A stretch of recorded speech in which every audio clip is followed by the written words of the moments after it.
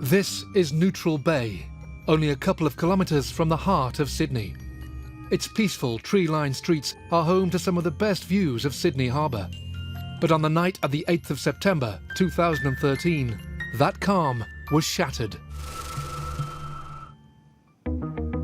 Morgan had 28 separate stab wounds in and around his body. Predominantly, these stab wounds were in his back, neck and shoulder areas. The discovery of the body of local businessman Morgan Huxley would stun the nation.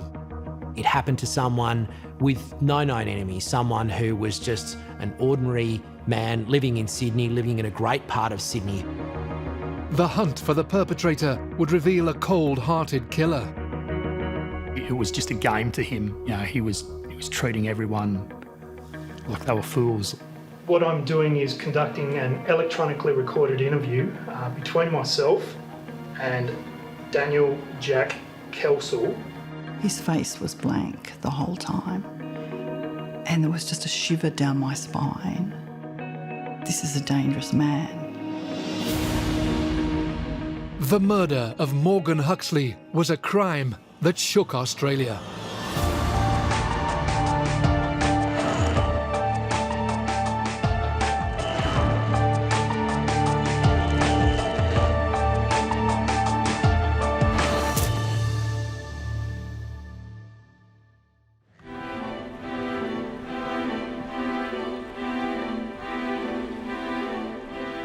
Neutral Bay is a beautiful suburb of Sydney.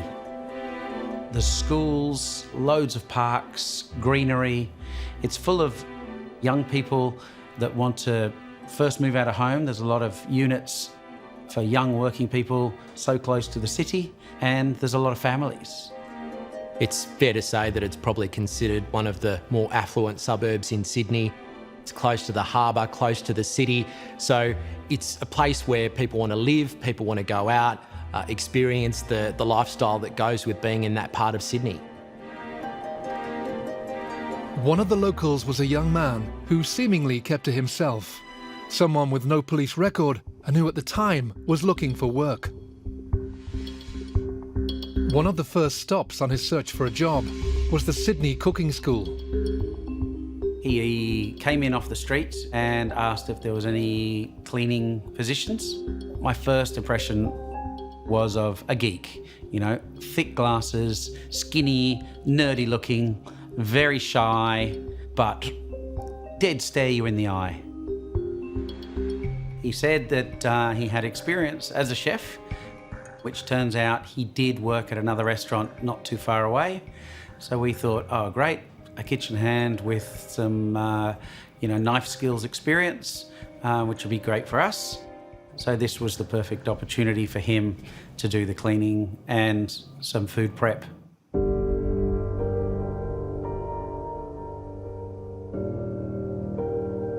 The young man was Daniel Jack Kel, and he would go on to commit an act of such brutality that it would shake the serene suburb to its core.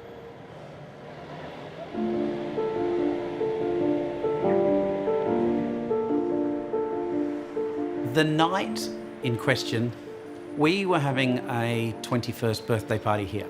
It was 16 girls, 11:30 we kicked them out. I stayed around for half an hour just tidying things up, and Daniel was here to clean up afterwards. Jokingly, I said to Daniel that night, I said, look, you're 22, there's, 16 gorgeous 21-year-olds, and you should pay me to work tonight. And he just laughed and said, I'm not into that sort of thing. Kelsall spent some time clearing up after the party before leaving work and heading out onto the streets of Neutral Bay. Around the same time, another man, Morgan Huxley, was being dropped off in the town by friends. Morgan Huxley had returned from an engagement party in Lane Cove to Neutral Bay with a couple of friends. Now, he wanted to have one last drink, but his friends left him and he went off to the Oaks Hotel, which was his favourite pub, for one last drink.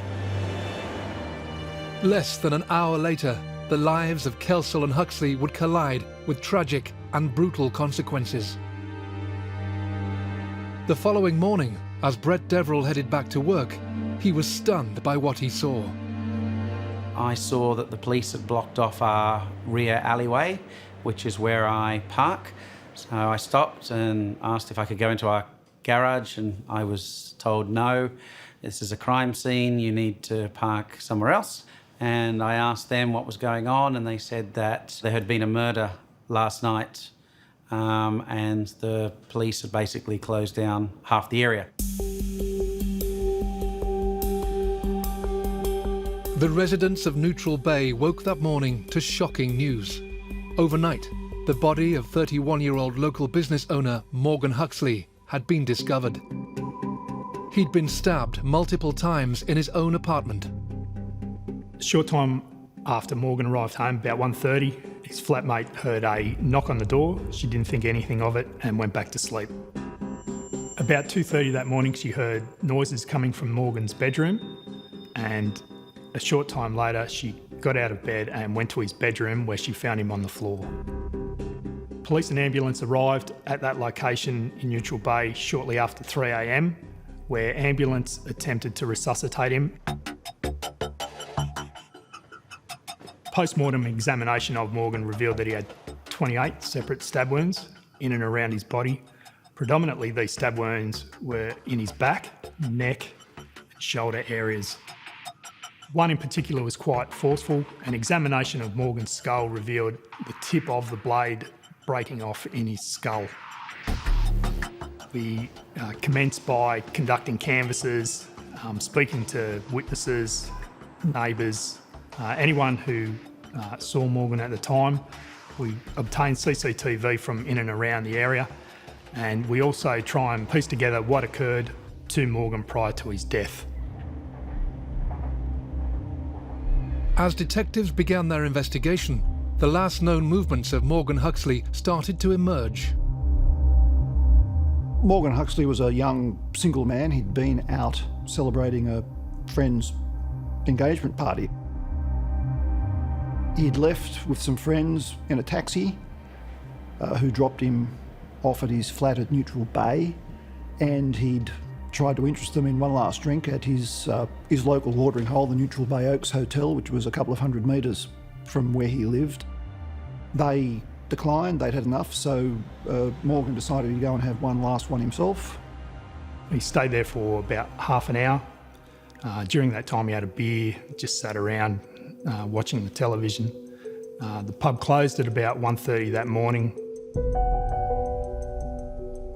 There were no real suspects, but police commenced the investigation and spoke to Morgan's friends and worked out he'd been at the party and had been at the pub, and spoke to staff at the pub who knew Morgan very well. And then they got CCTV footage from Military Road and the outside of the pub. Saw an image of Morgan walking down the street on his way home, and another young man following behind. This person was seen to be walking and running along Military Road towards Watson Street at the time. We did not know the identity of this person at the time. We believe that he potentially was a chef or worked in a kitchen in and around that area. We base this on the clothing that he was wearing at the time. This mysterious figure caught on camera was wearing distinctive chef's pants, and he was someone the police were keen to track down. He was one of the last people to have seen Morgan Huxley alive. Was he involved in his death? A few days later, we saw some guys in suits walking up and down the street. They never stopped, they just were going to all the other restaurants in the area. So our barista that works at the front noticed these gentlemen and a lady, and the barista asked, "Oh, what are you looking for?" They pulled out a picture and they said, "We're looking for this guy in relation to the Morgan Huxley murder." And so our barista said, "Oh, you should have stopped here because he works here." It was the break police were searching for. They now had to find out more about the suspicious kitchen worker captured on CCTV. And more importantly, where was he now? In September 2013, New South Wales police were investigating the murder of Neutral Bay resident Morgan Huxley. Morgan Huxley was a small business owner. He lived in a flat at Neutral Bay. He was popular. He was loved by members of his family. He was just your average bloke living in Sydney. Not long after Huxley's mutilated body was found in his apartment, detectives uncovered a vital clue. The initial police investigation focused on Morgan's friends and associates, given most murders tend to be committed by someone known to the victim. However, this avenue of inquiry turned up no useful leads, so police decided to review the CCTV in the local area. The footage showed a mysterious figure following Huxley along the street. So a number of detectives were tasked to speak to shop owners and attend restaurants and cafes and hotels in and around that area in an attempt to identify the person depicted in that image. It was 2 weeks after the murder when the police visited the Sydney cooking school. They were like, seriously, you know, this is, yep, he works here. And they said, well, can you call him and get him to come up here, or can we see if he's at home? On the 24th of September 2013, detectives identified Daniel Jack Kel as being the person in that photograph. That afternoon, myself and a number of other detectives from the Homicide Squad and North Sydney went to Daniel Kelsel's home, where he was spoken to. That night, Daniel was rostered onto work, and he came in and I said, oh, you know, did the police question you? Did you do it? I said, you know, there's a picture of you walking across the street with the guy that died.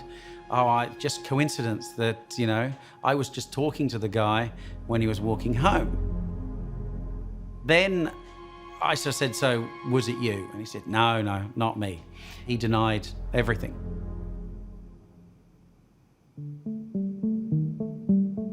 After speaking with investigators at his home, Daniel Kelsall agreed to visit his local police station, where he gave detectives his version of events. Time, according to me, is 6:41 p.m.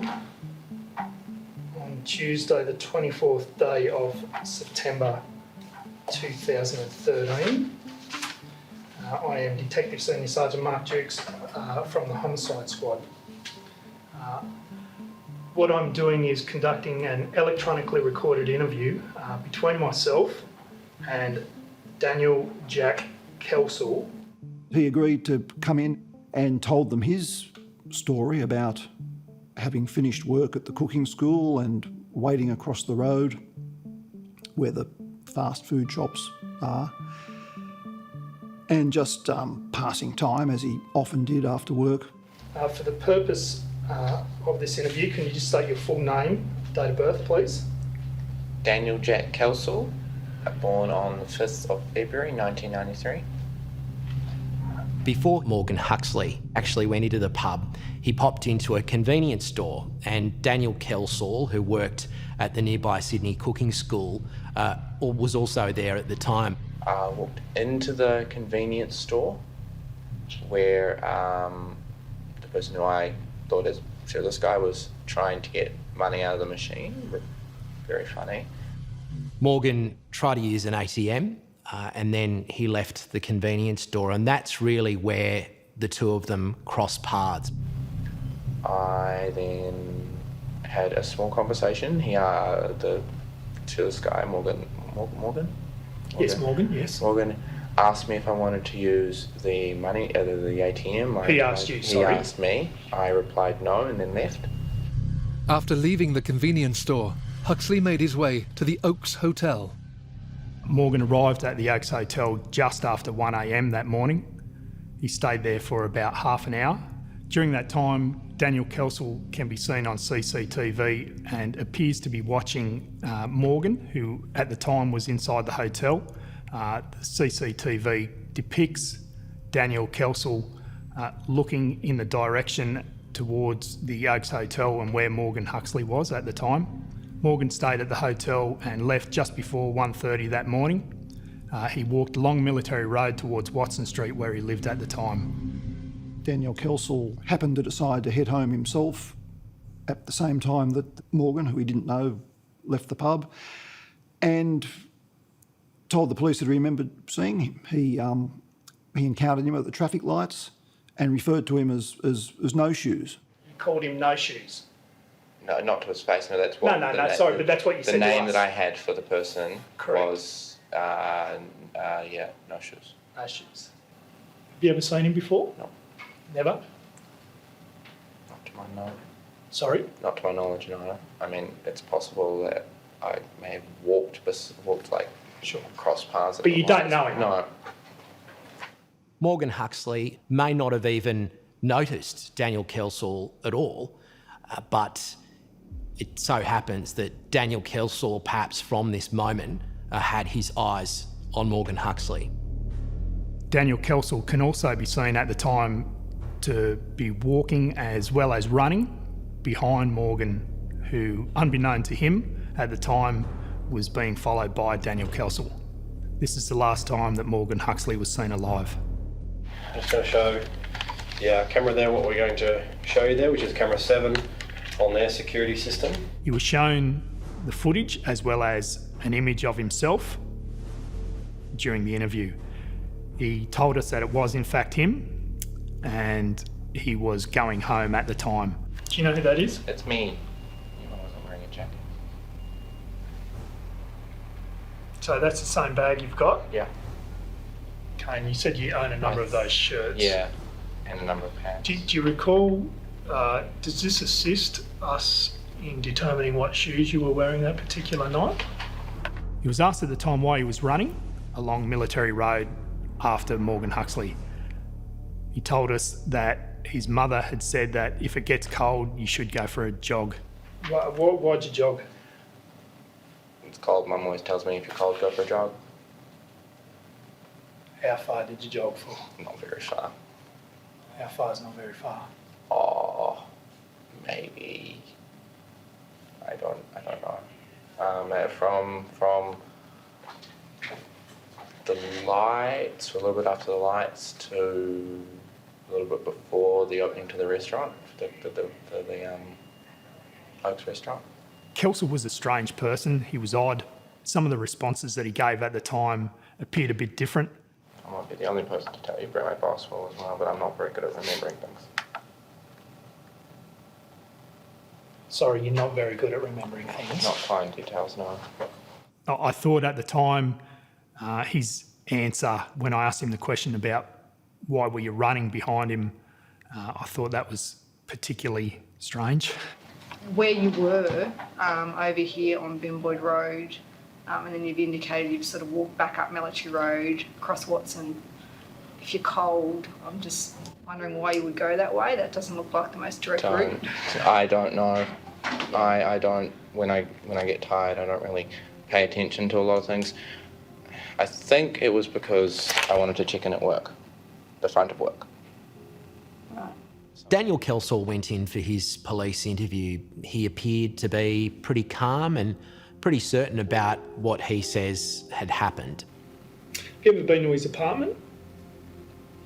That's that block of one of the blocks of apartments there, no. Correct. No? Never? No. He denied that he had ever gone to Morgan's unit or that he knew anything about him. All right, the time by the machine is 2 minutes past 8 p.m. on the 24th of September 2013. Can I just confirm your name? Daniel Jack Kel. When I found out that Daniel was a suspect, it was more total shock. I was like in total disbelief. There's no way this weedy little guy was capable of murder. He'd never shown even the slightest bit of aggression or even anger or grumpiness or anything. He just, to me, was like the total opposite person. If I knew 100 people, he would be the last person I would suspect. His favourite shows were like CSI. He loved reading books on crimes and that sort of thing. So I said to Daniel, "Did you do it?" And he said, "No, I definitely didn't do it. If I did do it, there's no way they'd catch me."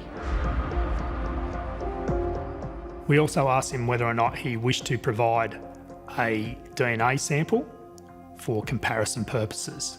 I explained to you that we'd recovered some DNA and fingerprints from the crime scene at his house, this gentleman, and that I asked you, were you prepared to provide a sample of your DNA and your fingerprints? Yep. And that you told us that you weren't comfortable? Yep. With that, is that correct? Yes, that is correct. At the time, he told us that he felt uncomfortable and did not wish to provide a sample. A number of days later, we found out the reason why. Detectives investigating the murder of Morgan Huxley were becoming increasingly interested in the movements of Daniel Kel, a young kitchen worker spotted on CCTV in the vicinity of the victim on the night of the murder. Kel had provided a statement but declined to provide a DNA sample, and to police, that rang alarm bells.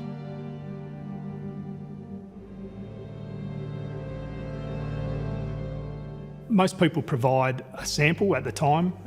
If someone has nothing to hide, then there's no real reason why they wouldn't provide a sample for that particular incident. During Kelsel's first interview, detectives noticed that he'd arrived at the police station carrying a bag. When he came back to the police station and during the interview, he was wearing a shoulder bag. This bag became quite significant in a number of days' time. Not long after giving his statement, Daniel Kel got back in touch with the police. 2 days later, on the 26th of September 2013, I received a phone call from him in the afternoon. He told me over the phone that when he spoke to us 2 days prior, he wasn't telling me the complete truth. I arranged to meet him that afternoon, and I drove with another detective to a shopping centre in Neutral Bay.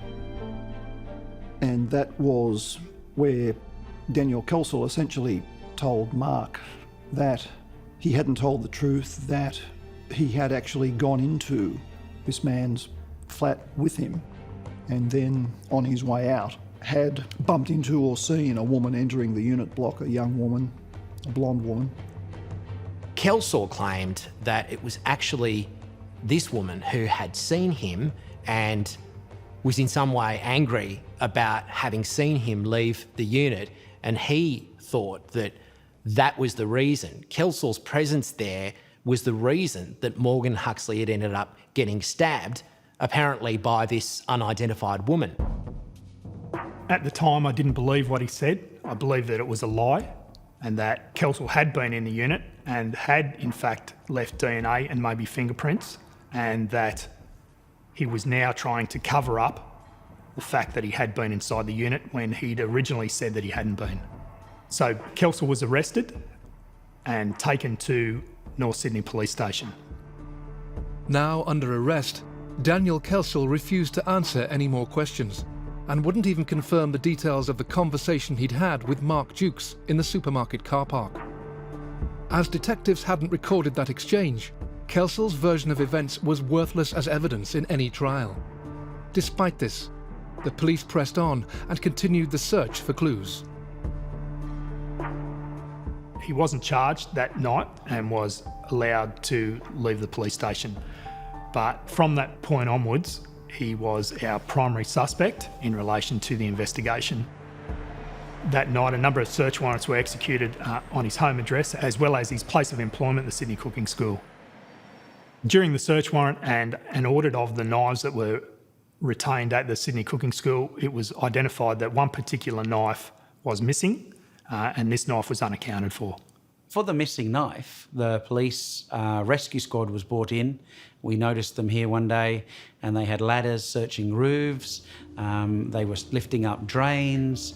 They were searching everywhere, even with dogs looking for that missing knife, but it was never recovered. Police executed a search warrant at his place and seized a number of items of clothing and a shoulder bag which he invariably had with him, and which he'd had with him and had over his shoulder when he was being interviewed by the police. Did you have a bag with you? Yes, this one. Thank you. And it's that particular bag? Yes, this one. So that's a, what is it? Phillips Fox with a, was it South Africa? South African soccer team. Is that the World Cup? Yes, I believe it's the Visa. It's a World Cup leopard. And do you recall what you would have had in that particular bag? I would have had a apron. Yes. My box of Yu-Gi-Oh trading cards. Of your what, sorry? Yu-Gi-Oh trading card game. Okay. And that would be it. I might have had a food item, but I'm not too sure. And that shoulder bag was examined and there were a couple of stains which were revealed to be Morgan Huxley's blood. So Daniel Kilsall was so brazen that he was prepared to take that same shoulder bag to the police interview to be questioned by detectives who were investigating a murder that they strongly suspected he had committed. The case against Daniel Kilsall received further traction when yet more results arrived from the forensic science labs. The compelling scientific evidence really fell into three discrete pieces of evidence, each of which pointed to Daniel Kilsall having been in Morgan Huxley's flat and in his room round about the time that he was stabbed to death. The first was the discovery of stains on his shoulder bag. The second was the discovery of a fingerprint of Daniel Kilsall's on the bedroom door, Morgan's bedroom. And the third was some foreign DNA located on Morgan Huxley's penis, which then was matched with Daniel Kilsall's DNA. The DNA evidence proved that there had been sexual contact between Daniel Kilsall and Morgan Huxley, and the suggestion from Kilsall that this was consensual activity was really described as fanciful by the prosecution in this case, because Morgan Huxley was known to be a heterosexual man, a straight man, and it was highly unlikely that he was going to be engaging in sex with another man in this situation. Each one of them was a great piece of evidence, but in conjunction, they didn't necessarily point to Daniel Kilsall being the murderer, but they strongly suggested that he was there and thereabouts about the time of Morgan Huxley's death. Interestingly, what police didn't have was fingerprint evidence on the front door. So it's curious as to how Daniel Kilsall was able to get into the unit without actually touching the door, or perhaps he used some other method to actually make his way inside. The front door was unlocked, so it would have been relatively easy, but he didn't leave fingerprint evidence there to prove that it was him. On the 8th of October 2013, a month after Huxley's murder, Daniel Kilsall was re-arrested and he was taken back to North Sydney Police Station. He declined to be interviewed after seeking advice from a solicitor and was charged in relation to the murder of Morgan Huxley. We went to the jail to speak to Daniel Kilsall, and when we first arrived, we were in a small room and we had to obtain DNA from him. We were just all standing around it. He said, pardon the pun, but you could cut the air with a knife. And I don't think I even responded. I just looked at him and thought, that's like, why would you even say that? I knew then that, it was just a game to him. He was treating everyone like they were fools. Someone had been stabbed with a knife 28 times and he's making a reference to a knife, and I just thought it was callous and cold-hearted. Despite the pieces of the puzzle slowly falling into place, for detectives, the job was still far from over. We don't stop investigating just because someone's arrested. We continue to investigate right up until the time they go to court, and even after. We conducted a number of search warrants on medical professionals where we obtained various forms of evidence. This evidence included conversations that Daniel Kilsall had with various doctors and psychiatrists. They were quite remarkable because he told both doctors in very, very similar terms about I think the word he himself used was intrusive thoughts he had about following some random stranger home one night and stabbing him to death, which was almost a template for the crime that had been committed. There was no evidence from any of the medical records of Daniel Kel that he had ever experienced any hallucinations, like voices telling him to hurt someone, hearing things, seeing things. There was no indication he'd had any psychotic episode in the past.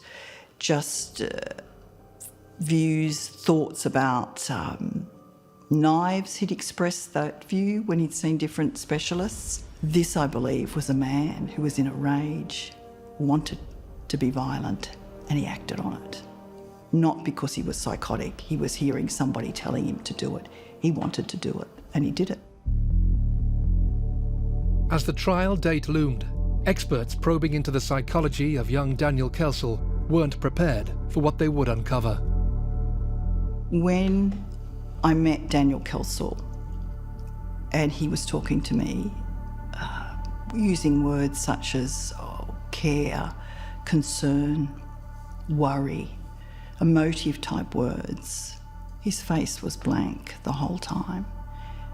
And there was just a shiver down my spine that this is a dangerous man.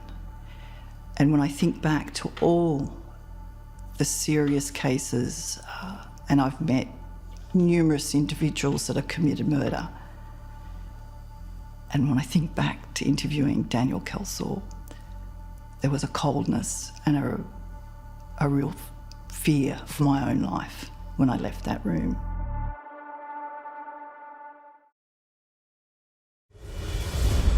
Daniel Kel was facing a trial, charged with murdering Morgan Huxley in the Sydney suburb of Neutral Bay in 2013. But even before his day in court, Kel's state of mind would come under scrutiny.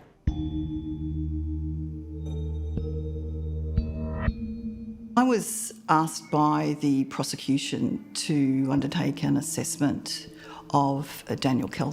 When I saw him, he was in prison and had been charged with the murder of Morgan Huxley. He struck me immediately as a very intelligent young man who knew exactly what he was doing, and he was prepared for the interview and the assessment process. He was very articulate at the commencement of our interview, saying, "I've been diagnosed with Asperger's. I have autism. And I have a lot of compulsive behaviours, repetitive routines. I don't like mixing with people." And he proceeded to tell me very much the diagnostic criteria of autism. In other words, there's a reason why I'm like I am. And he told me about his history of depression and the different medications he'd taken, and that they really weren't too sure if it was bipolar as well. And so he had a difficult mental health history. Daniel told us when he started that he suffers from a form of Asperger's. He would always say the same thing over to you like a record. "Hi, how was your day? Are you okay?" sort of thing, or "How was your day?" I was like, "Oh, great, no problems." But he would say that over and over again throughout the day. It's very unusual to interview an offender that will give you this background from the moment you meet them. So I got the impression he was very much trying to convince me this is a symptom of my disorder. However, as I proceeded to interview him, his eye contact was very piercing. He wasn't concerned about looking at you straight in the eye, which is quite unusual for anyone with autism. They're quite reluctant to give you that eye contact. Obviously, I thought that he was strange and that during the investigation he was playing games, trying to seek attention, but overall I didn't think there was anything wrong with him. You've indicated that you have autism, is that correct? Yes. What do you mean? What sort? It hasn't been classified because it was caught so late on in life that I've already adjusted to having it. I haven't taken any concrete tests by my psychologist. I have seen a psychologist, and I've been diagnosed with this. I don't actually know what specific level on the autism scale it is, but it does impede some functioning in everyday life. Like what? I can't tell balance. I can't tell measurement of any kind. So measurement of time, measurement of object, in any type of measurement, I can't instinctively tell. Easy enough to, so I can't, like, a pinch of salt, I can't do a same pinch of salt. So you ask me to do 2 pinches of salt, they will not be the same. You ask me to guess your measurement, I would not be able to at all. I wouldn't be able to say you're about this height because I just can't tell in any way. Dr. Susan Pullman, who assessed Daniel Kelsall in custody, really saw through him. He had been assessed by a number of doctors over the years, and there were a number of diagnoses of several different conditions, but really she was able to get to the nub of the fact that Daniel Kelsall knew exactly what he was doing. So I undertook an assessment of him as part of trying to understand his thinking, and did he fit this pattern of having very poor social understanding of people's emotions and thoughts. Because with autism, they can have difficulty reading people's emotions and understanding what someone is thinking. Daniel Kelsall had very good understanding of what people were doing and what they were thinking. He also proceeded to tell me that he's got different compulsions, different repetitive behaviours, like I take my glasses off and I have to tap the side of my glasses each time I take them off and put them back on. So I noticed that during our interview, which lasted some time, that he took his glasses off several times, and not once did he tap the side of them, as he said he would always do as part of his compulsive behaviour. When looking at Daniel Kelsall's mental health, yes, he was socially awkward, but there's a big jump from being socially awkward to dreaming of murdering someone to then actually fulfilling that dream. We often feel that when somebody commits such a heinous crime, like Daniel Kelsall, that they must be mentally ill. Why would you do this? What motivates somebody to stab someone so many times? What for? He didn't know this man. He was a stranger. Why kill someone so viciously like that? For what reason? This was not a mental illness. Before I did this program, I spoke to a number of colleagues about, should I do this? Because when this young man does get out, will he commit a crime like that again? And as it stands now, I believe he would. The psychological analysis of Daniel Kelsall confirmed he was fit to stand trial. Despite the mounting weight of evidence against him, he confounded police, the press and the public by pleading not guilty to the murder of Morgan Huxley. I was surprised that it went to trial. I thought the evidence that we had was overwhelming, and I was surprised that he pleaded not guilty to the murder. That's quite typical of those psychopathic traits. They don't accept responsibility. Everything's everybody else's fault, not theirs. And he doesn't admit to anything. I didn't do it. I didn't do it. Daniel Kelsall's trial began at Sydney Supreme Court in March of 2015, and from the outset, he was at the very centre of the media spotlight. Daniel Kelsall was a pretty odd sort of character. He was socially awkward, introverted, and perhaps not used to getting an awful lot of attention from people. This trial saw the eyes of everyone in this courtroom and so many others who were watching and listening at home. Their attention and their gaze was suddenly focused on this young man, and in a perverse sort of way, he appeared to enjoy it. He wanted to be asked these questions. He enjoyed being in the paper. He enjoyed being photographed. Very narcissistic. He lapped it up. very egotistical. He wanted to demonstrate that he was superior to everybody else. He is going to outsmart everybody else. Early in the police investigation, one line of inquiry focused on the personal life of Morgan Huxley and whether it had played a part in his tragic death. There was a lot of media interest in this at the time. A lot of it centred around female friends of Morgan.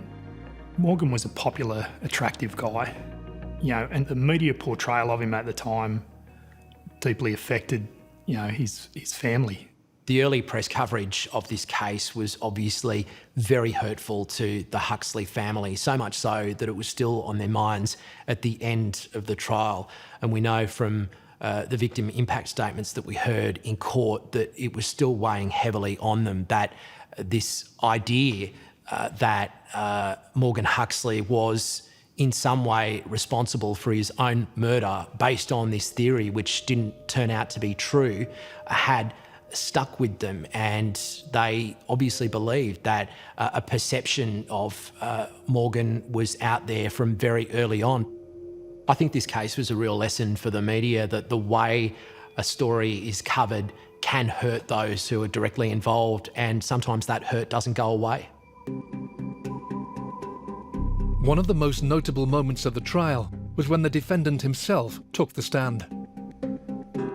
Not all accused people actually give evidence, but he chose to, and he needed to, because he needed to give the jury a version that could be believable to them, to give them some doubt about his guilt. Of course, he failed in that aim, but when he was giving that evidence, and of course he was questioned by his own barrister and also the Crown prosecutor in the case, he was really trying to give a version that the jury could take away and somehow believe. It was clear to most people in the court that he was lying, particularly to members of Morgan Huxley's family.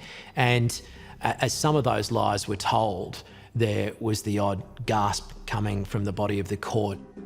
Daniel Kelsel's defence at the time was that Morgan invited him back up to the unit and where they participated in consensual sex. When he said this, it was like when I spoke to him on the 26th of September. I didn't believe one word that he said, that it was complete fabrication and complete lies. I never at one stage believed him what he was saying. The trial lasted about 2 weeks, and after the jury had gone out, eventually they came back with their verdict, and that verdict was guilty, which was an enormous relief to those who loved Morgan Huxley. For the murder of Morgan Huxley, Daniel Kel was sentenced to a minimum of 30 years in prison. If you ask me what I've learnt from a crime like this, is that anyone's capable of murder. It just seemed that he was the last person I'd ever expect, because of his gentle nature, to be such a horrible, murderer. I've covered plenty of murder trials over the years, and usually it's a situation where the victim is known by the accused. It might be a family member, it might be someone who was involved in some sort of argument or dispute prior. But the random nature of this made it so unusual. The fact that it happened in a fairly affluent part of Sydney, it happened to someone with no known enemies. Little could he have imagined that brief interaction with Daniel Kel in a convenience store would see him ultimately pursued, followed, stalked all the way to his own home and viciously stabbed. The one thing I will say about this murder, not the trial necessarily, but the murder, was that there's usually a reason, there's usually a motive, and this one was just bizarre, not for the ferocity or the brutality of it, unfortunately, that happens a lot, but just why? The randomness of it. In my 20 years in this field, having met Daniel Kel, having met hundreds of offenders, he's the one offender that I fear more than anyone.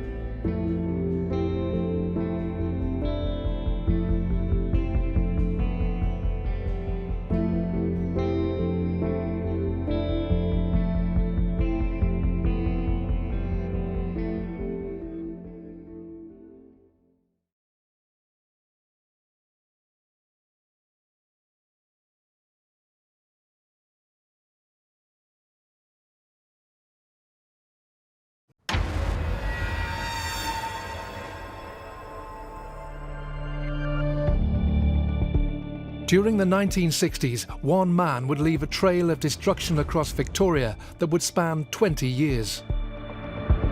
After the bodies were found, well, everything really got worse and worse. Her throat has been cut from ear to ear. She had obviously been sexually assaulted. The killer's identity would remain a mystery, and he would be known only by a nickname. The name Mr. Stinky was created because some of the victims described a smell, but they couldn't nail what the smell was. A chance discovery would eventually lead police to one of Australia's most prolific sexual predators. I saw the print on the window of the car and thought, oh, I've seen that before. And chilling revelations from the killer himself. He said, get me a priest and I'll tell you everything. The murders and rapes committed by Raymond Edmonds were crimes that shook Australia.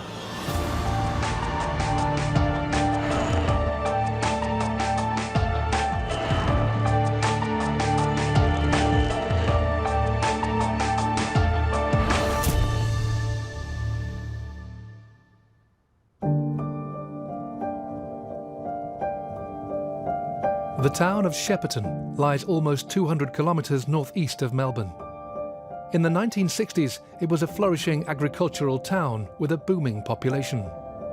Shepparton in the 1960s was a thriving regional centre. It was the hub of a vast farming area, orchards, all that sort of thing.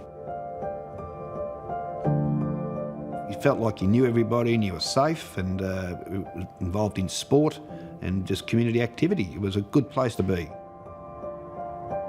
As a teenager in the 1960s, in Shepparton, we would go to dances, concerts. 66 in Shepparton, as it was around really the Western world, was the boom time for rock and roll. Big bands would come to Shepparton because it had a great big memorial hall and they knew they could draw thousands of kids from across the entire district. It was exciting. And, you'd be looking around and you'd be seeing all these young people that were just so happy and so glad to be there. It was really fun. On the 10th of February 1966, locals in Shepparton were preparing for a rock and roll concert at the dance hall. One of them was 16-year-old Abina Medill. She always looked like she was having the best time. She'd smile all the time and giggle and laugh. And she was definitely enjoying her teenage years. She certainly wasn't boisterous or noisy, just a typical Shepparton kid, you could say, and loved life, attractive, she was popular. Abina had recently started a relationship with Ian Urquhart, an apprentice mechanic from the town who was 2 years older than her. Ian was a very happy, jovial person. He was always into doing pranks and he was just absolutely full of life. He was a happy-go-lucky sort of a kid, not much worried him. He was into motors and things like that. He'd done his apprenticeship. Because he was so small, I used to get in a few bloody brawls because he'd get picked on a bit. He was a good mate. He was probably, back in them days, my best mate. Bina was the first girlfriend he ever had. They've know each other, they've got together, they've gone out a little bit. On the night of the concert, Ian Urquhart decided he needed to work late at the garage, so he arranged to meet his girlfriend Abina later that evening. He was very keen on cars and actually he was a workaholic. He would have worked instead of going to the concert. What Ian didn't know was that Abina had arranged to meet with another local boy, Gary Hayward, who she worked with at the local panel beaters. Gary Hayward was one of the young bucks around town. He was well known. For a start, his family were very well established in Shepparton. His family, the Haywoods, owned the big panel beating works. As such, he was sort of Shepparton royalty in a way. And he was the tall, good-looking young bloke. He had the good FJ Holden, which was the much coveted old car at the time that would be done up. He'd spray painted it. He was as proud as Punch when he drove his car, and he sort of drove around saying, hey, look at me, you know, I've got the good car and I work in a pretty well-known panel beating business, and he had the world at his feet too, I guess. Abina Medill has arranged with the female friend to meet Haywood and his mates, and they've arranged to meet them down the street and then to go to the dance. And Abina apparently goes off with Gary and they go parking down near the lake. Abina and Gary were never seen alive again. Later that evening, Ian Urquhart went to pick up Abina from her home as planned, but unable to find her, he became increasingly worried. Here we have Ian Urquhart, very anxious about his girlfriend. He finds out fairly swiftly that she's been knocking around with Haywood and his mates. So he was very angry about this. By midnight, people are getting anxious. Mr. Medill is worried because his daughter hasn't come home. By 3 o'clock, Mr. Medill has filed a missing persons report. So I was working the night shift at 11 p.m. to 7 a.m. when we received a phone call from the Medill family that their daughter hadn't returned home. It was completely out of character for her that she didn't come straight home after she'd been, say, to the local dance. We immediately suspected something, was just that feeling there was something not quite right. Now, the night is a mystery. Young Urquhart is running around looking for his girlfriend. Meanwhile, Abina's father is frantically looking, worried about his daughter and looking. Gary Haywood's father, Mr. Haywood, and Gary's younger brother, Alan, are looking for Gary and his car. Everybody's very, very disturbed because this is well out of the ordinary. After searching all night and knowing that she was with Gary Haywood, I then knew that she was possibly in the car, which was well known to police. It was an early model Holden car with a very loud exhaust, painted in what they'd call probably British green. And there was only two that colour and the same model in Shepparton, and we knew both cars. So it then became obvious that we were probably looking for Gary Haywood's car. And at 5 a.m, I'd dropped my partner off. He'd finished his shift, and as I was returning to the police station when I came across Gary Haywood's car, which was parked at an angle in Wyndham Street opposite the lake. The discovery of Haywood's car was the police's first real clue, and the breakthrough they were desperate for. It's pulled up quite roughly by the curb. It's not parked properly, and there's no key in the ignition, but it's unlocked. People that knew Gary, they knew that he wouldn't have left his car anywhere. The boys back then, their cars were an extension of themselves. So as soon as they saw it, they knew that someone else had driven the car, and therefore they grew very fearful. A lot of people were saying and thinking they've just run off together. And that is what the people that knew them well were hoping for, because if they ran off together, they'd still be okay. The parents of both Gary and Abina are by no means reassured by this. Although they hope it's true, something tells them that it isn't. 2 weeks later, and after a desperate and exhaustive search, the worst fears of Gary and Abina's friends and family would come true.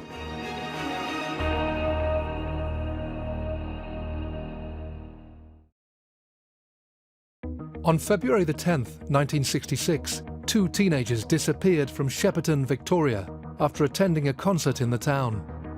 Only hours after they were reported missing, people began to fear the worst.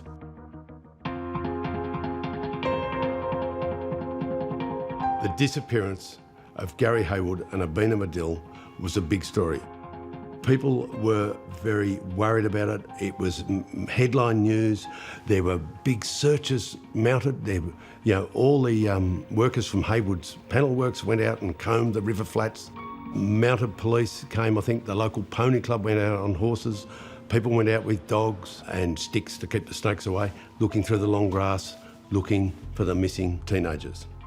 They find nothing, but a couple of days later, an old local fellow who's riding his bike across a bridge well away from Shepparton, he looks down into the dry creek bed and he sees a handbag. He goes down and picks it up and gives it to the police, and it turns out to be a Venus handbag. So that is yet another indicator that something bad has happened. A search of the riverbed and the surrounding area provided no further clues.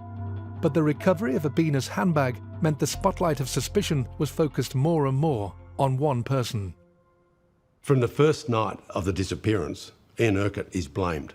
He's the one with the motive, it would seem. Ian came under further suspicion when the police learnt about an outburst he made when he was told his girlfriend Abina had, in fact, spent the evening with Gary Haywood. The police were parked outside the Medill's house. He got out of the car and he ran towards, he may not have presumed it was a police car.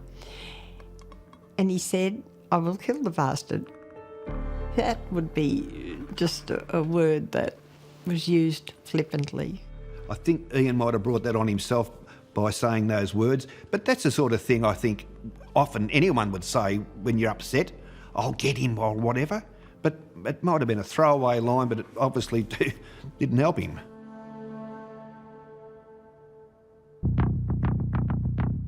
"16 days after the mysterious disappearance of teenagers Gary Haywood and Abina Medill, a gruesome discovery was made on a rural property 40 kilometres south of Shepparton.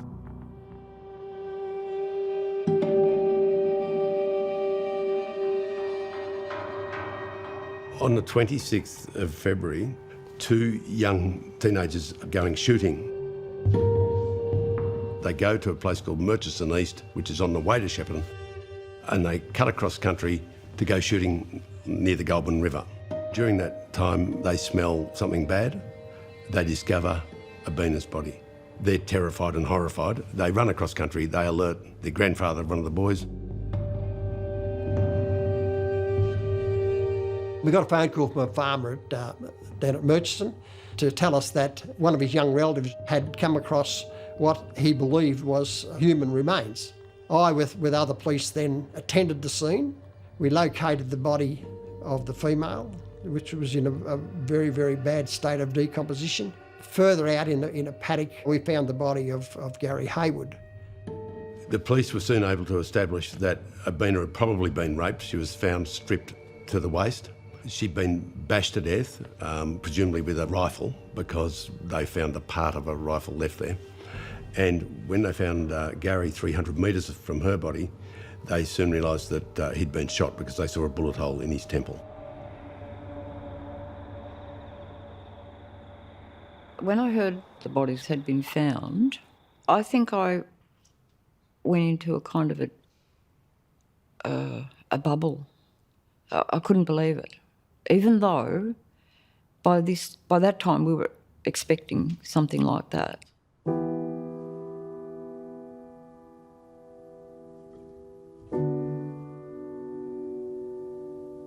I was playing tennis down at the Lawn Tennis Club here, and the word just whipped around the tennis courts like mad, and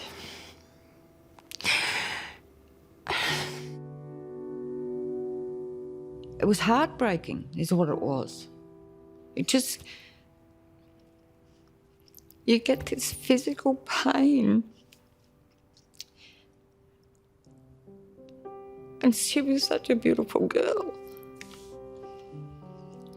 You don't know what to do or what to say, and you can't feel anything but pain. It really set us back. It was just something that's never happened in our lives. We never lost anyone, and to have something like that happened was completely unbelievable. Finding the bodies, all it did was confirm that these couple had in fact been murdered, which was what people were starting to assume, but it didn't put Ian in the clear. It just meant that he was now a full-blown suspect for a double murder. And the police did look at a lot of other people. They questioned many people, but they kept coming back to him because he seemed to be the obvious person with a motive. He was persecuted by a lot of people, and if I'm allowed to say, I think the police as well hounded him. After the bodies were found, well, everything really got worse and worse. The police were really desperate because it was headline news for weeks. They had to come up with something. And that's why they were trying to break him to get some sort of a lead or something happening that they were doing their job and that we will solve this. Someone done this and we reckon you're the one. When Ian got taken down to the police station and interviewed, he got hit and slapped and kicked in different ways. He used to tell me about it. I said, that surely couldn't happen, and it did. And he was scared. He was really scared. Ian came home one day and he said to me, that's it. I'm going to tell them I did it. Well, you could imagine what I went through trying to tell him not to do that. That's what they wanted. They're really working hard on Urquhart because they think if they belt him enough and his mates enough that in the end one of them will just say, yeah, we did it, or he did it, or something. The way Ian Urquhart was treated by police should never happen to anyone. Simple reason is you're found guilty, then that's the way you've got to be treated. But until you're found guilty, no one should be treated like Urquhart was treated. Whilst Urquhart was the prime suspect, another vital clue the police had was the rifle part found at the scene. It was obvious to the police that the murder weapon was a Mossberg rifle because they found a little piece of a Mossberg that had fallen off the rifle. They also were able to find empty shells and they could look at the firing pin marks on those shells. They were also able to remove a slug from Gary Haywood's body and examine that microscopically. All those things added up to a particular model Mossberg 22 rifle. The Mossberg was a terrific clue, and in the right hands, given some luck, it would have led fairly quickly to a potential killer. And it would later turn out that it had been sold to a particular person at a particular shop, and there should have been records of that transaction. But the police, for some reason, never found that out, or found it out and didn't act on it. Despite this missed opportunity, the police did have another lead, a set of fingerprints found on Gary Haywood's car, but they didn't match any of the current suspects. Little did the police know that 20 years later, these same fingerprints would be rediscovered and used to crack the case. Of course, this was of little comfort to prime suspect Ian Urquhart.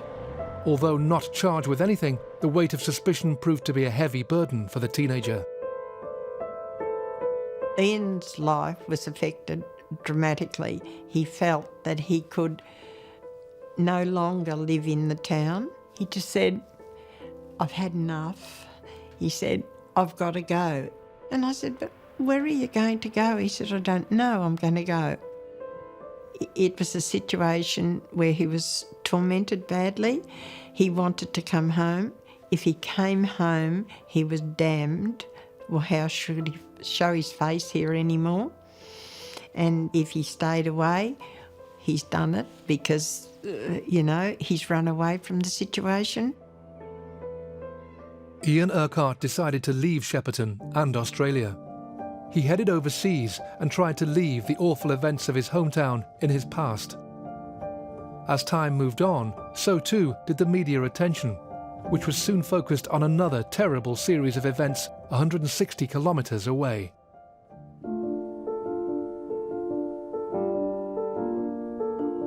Donvale is in the eastern suburbs, Melbourne, near Templestowe, Doncaster, and it's probably an affluent, wealthy type of area.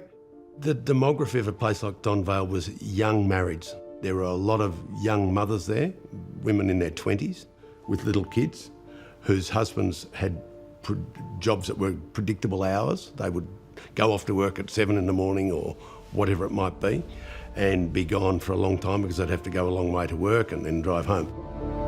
In the mid-1970s, this quiet residential area was being terrorised by a serial sexual predator. Women started coming forward to police with tales which were uncommonly similar. The method of entry into the house was almost identical every time. The attacker was a man who was generally barefoot. He was very quietly spoken, moved very silently with his bare feet. The words said by the offender were very, very similar. Some women noticed he carried a long butcher's knife, a long narrow knife, such as is used by meat workers. The name Mr. Stinky was created because some of the women, in fact, described a smell, but they couldn't nail what the smell was. A sort of a sharp, nasty chemical smell, perhaps a bit like ammonia. This story made the media big time, and it was a sub-editor on a Sunday paper in Melbourne was trying to write a headline for it and looking for a nickname for this unknown rapist. And they were doodling names, and they're going Mr. Smelly, Mr. Pongo, and in the end he wrote Mr. Stinky, and it fitted the gap and it entered the lexicon. Although no one could describe the smell with certainty, all the victims reported the rapist smelled of a pungent and unpleasant odour. This ever-present clue in the victims' statements pointed to one conclusion. Police were looking for one man.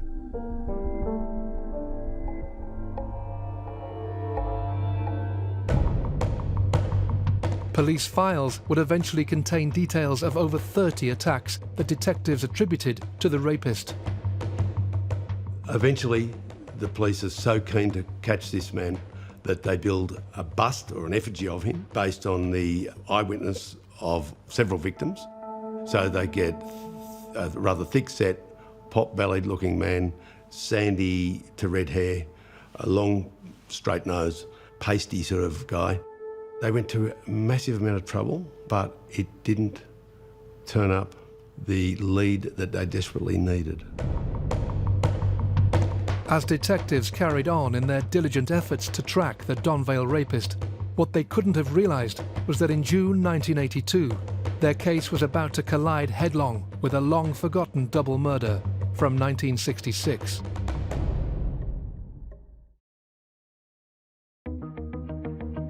In the early 1980s, Victoria Police were investigating a series of rapes in the Donvale area of Melbourne that took place between 1971 and 1977. The perpetrator left little in the way of evidence, but through patient detective work, police were on the verge of a breakthrough. The unifying thing about the attacks, apart from the method, was that there weren't a lot of clues left. But the police, through diligent fingerprint work, were able to build up a composite of fingerprints. So they'd find one thumbprint here, one index finger there, and they'd get one from a window, one from a windowsill. And gradually they assembled a composite set of prints, which they just named the Donvale rapist.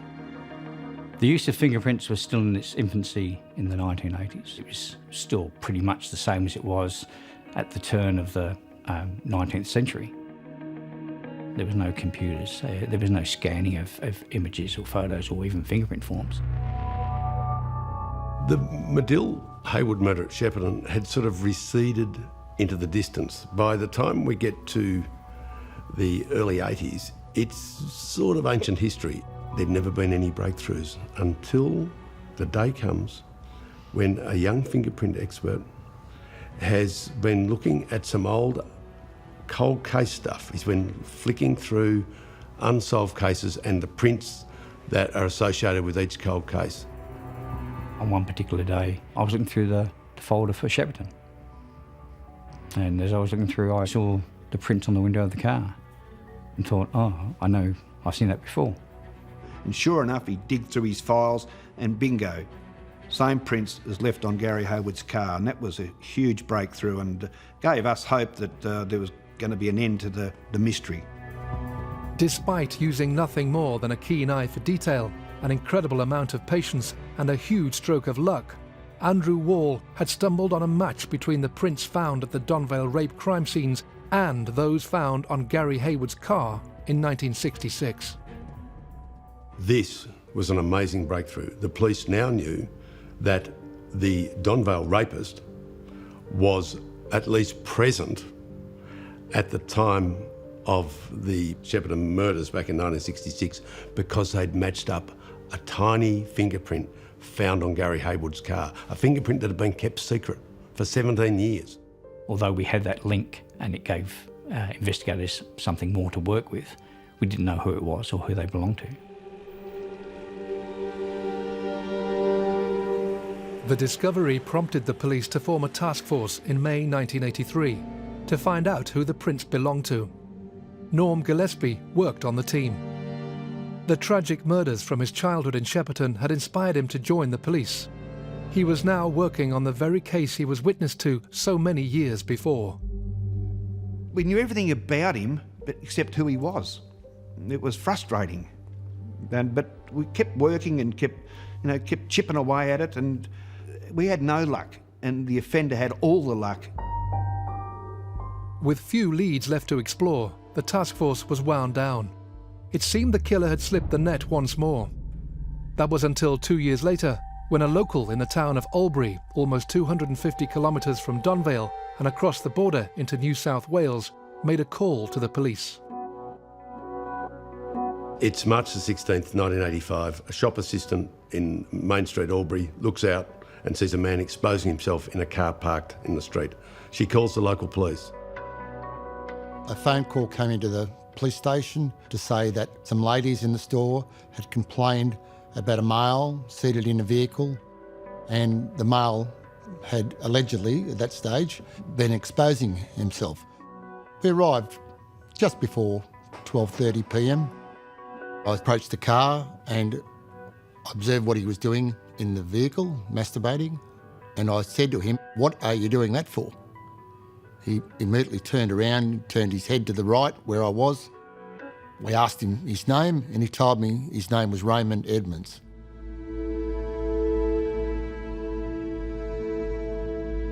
They take him in and charge him with willful and obscene exposure, a pretty simple offence. They routinely fingerprint him.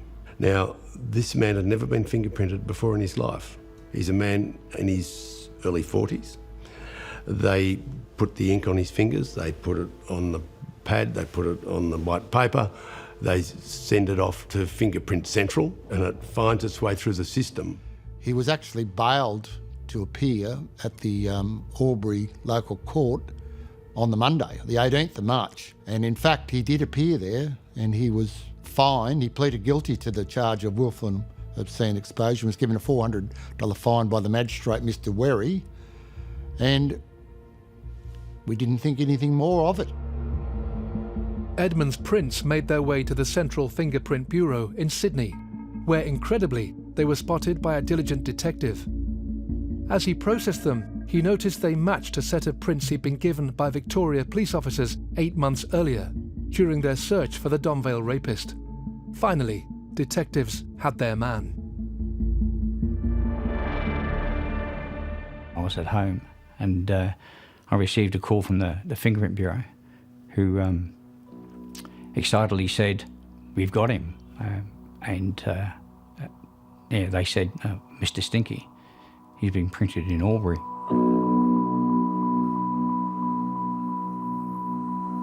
Now, after 2 years of hard work and a huge piece of good fortune, detectives could match Raymond Edmonds' fingerprints to those found at the Donvale rape scenes and the print they found on Gary Hayward's car back in 1966.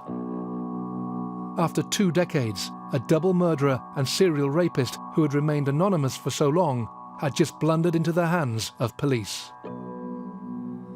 Edmonds was a man that most men did not like. He was quiet, he was moody, he was a bit different in ways that people found hard to put their finger on.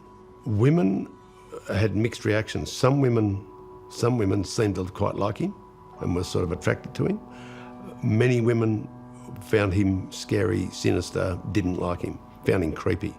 He was a man who'd been very careful to airbrush his own history. So if he went and worked somewhere, when asked where he'd worked before, he would alter it. He would make up false details, false addresses, false places of work, so that wherever he'd been, he laid a false trail, which of course is an indicator of guilt. Investigators uncovered a story of an apparently ordinary working man who harboured a terrible secret. He was a violent sexual deviant who'd beaten and raped his first wife and also molested his daughter. On the 22nd of March 1985, detectives were finally able to arrest the man who they'd been looking for almost 20 years. So, March the 22nd, 1985, 6 days after the Albury incident, the Victorian police are all over it. They know where Edmonds works. They go down to a small factory in the Bayside suburb of Hyatt, and they go in, and there in the office is Raymond Edmonds. He says, "What can I do for you, gentlemen?" And then they arrest him. I was surprised why we hadn't had him earlier, because he looked so much like the circular that girls put together and it was distributed on the highways in Melbourne and on police circulars. I was amazed someone hadn't telephoned us and told us who he was. My boss conducted sort of a pre-interview question and actually put it to Raymond Edmonds and said, "I put it to you that these fingerprints are yours." There was some silence for quite some time and a shake of the head denial. Edmonds was reluctant to divulge anything much, but he seemed to undergo a change of heart, or more likely he realised that they had him cold. My boss put it to him again, in which Edmonds, and it still sticks in my mind now, said, "Get me a priest and I'll tell you everything." After speaking to a priest, Edmonds began to talk, but the police were well aware that they only had a limited time to question him. There are rules in Victoria which limit the amount of time that a suspect can be questioned about a particular crime. Now, the police can get some extensions. They can do it for 6 hours and then get an extension. So in effect, we had him for 18 hours, but that was nowhere near enough time to process him for the double murders plus all the rapes in Melbourne. We just didn't have the time. We only had time to process him on 5 of 30, but he admitted them. He said, "Yes, I committed them," but we didn't have enough time to find out, how did you choose that victim? How long had you been watching her? How did you know the husband would be away or the kids would be in the next room? We didn't have time. Detectives were only able to put forward 5 of the 30 rape cases to Edmonds, plus the double murder in Shepparton. His response to the charges was that he was sick in the head and needed destroying. Although he agreed to take part in a reconstruction to help investigators piece together the events that led to the murders of Medill and Haywood, police were beginning to realise that his statement was riddled with lies. Edmonds had claimed that the gun he used in the killings was actually Gary Haywood's, but the police could prove otherwise. One of the key parts of evidence is the 22 Mossberg. Now, Edmonds initially denies ever having had one, but of course the police are able to go back and show that he did have one. They go to the farm at Ardmona near Shepparton, where he'd been a share milker in 1966 at the time of the double murder, and there they find the farmer's son, who'd been a young man back in 66 and is now, in his 40s or whatever, and he says, "Oh, yeah, I remember him. He had this Mossberg rifle. It was one with a fold-out handle. I remember it well. We used to shoot rabbits and rats and all that." And in fact, he said, "Hang on," he said to the police, "I might have a bit of that somewhere. I found something, I thought it was an old air rifle stock. I found it in a shed after Ray Edmonds had left. And I kept it all these years." And he goes out to a shed and he gets a bucket, and in the bucket is this piece of gun stock. And as soon as the expert ballistics guy saw it, he said, "That's from a Mossberg 352K, and that's the weapon." We were told and it's been confirmed that he shot this same firearm at tins on a fence post. And of course the spent shells must go somewhere. So we got excavators, we dug up all the area in which he was standing at the time, and all that soil was brought into Shepparton. It was sieved physically, standing there, shaking the sieves, and the spent shells dropped through. Our ballistics expert was able to say categorically it was the same firearm that discharged the spent shells at Ardmona as at the murder scene at Murchison East. They were able to find out that he indeed, although he denied owning a Mossberg 22 rifle, in fact he had owned precisely the model of rifle, a 352K Mossberg, that was the murder weapon. As police prepared for trial, they began to uncover more about Raymond Edmonds and his history of violence. What's more, they began to suspect he may have been responsible for even more horrifying crimes. After almost 20 years, police finally had the suspected killer of Shepparton teenagers Abina Medill and Gary Haywood in custody and ready for trial. The weight of evidence against Raymond Edmonds finally lifted the cloud of suspicion that for so long had hung over Abina's boyfriend, Ian Urquhart. Ian Urquhart, the boyfriend, the innocent boyfriend who was wrongly accused and wrongly blamed and widely blamed for the murders for years and years. In fact, for the rest of his life, because he died 6 years after the murders. On the 6th anniversary of the murders, he crashed his MG sports car in Singapore and died. Now, whether there was any connection between the anniversary and his death, I don't know. But even at his funeral in Shepparton, a policeman who had led the interrogation of Ian Urquhart was still blaming him and said, well, he's got his right whack now, but he was wrong. It wasn't Ian Urquhart. A tragic figure in every way. The day the news came through that someone had been arrested for the murders of Abina and Gary, we were all so happy, full of emotion, tears, and probably a big weight lifted off all of our shoulders. All of a sudden, all those people that had wrongly condemned my brother, at least after all those years, that question had been answered, that he was, as I used to say, totally innocent of the crime. On the 3rd of April 1986, Raymond Edmonds appeared at Melbourne Supreme Court, charged with 2 counts of murder, 3 counts of rape and 2 counts of attempted rape. He pleaded guilty to all charges and was sentenced to 2 terms of life in prison for the murders and 30 years for the 5 rape charges. He will die in prison, but the question remained, could the so-called Mr. Stinky have been responsible for any other crimes?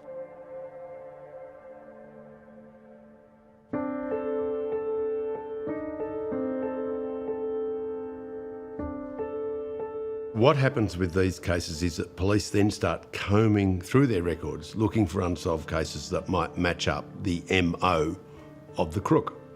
And one that stood out to everybody concerned was a chilling murder in 1980 of a woman called Elaine Jones. She was a young mother, an attractive woman. She's holidaying at a Murray River town called Tocumwal. It was in early January 1980. Elaine Jones and her husband had been staying on holidays on the main beach at Tocumwal. Approximately 10 p.m, she realised, look, we're out of milk and we need to get some cigarettes as well. I'll go up to the local shop. It wasn't a very long walk. So she headed off to the shop about 10 p.m. We know that apparently she made it to the shop, but she never made it back to the campsite.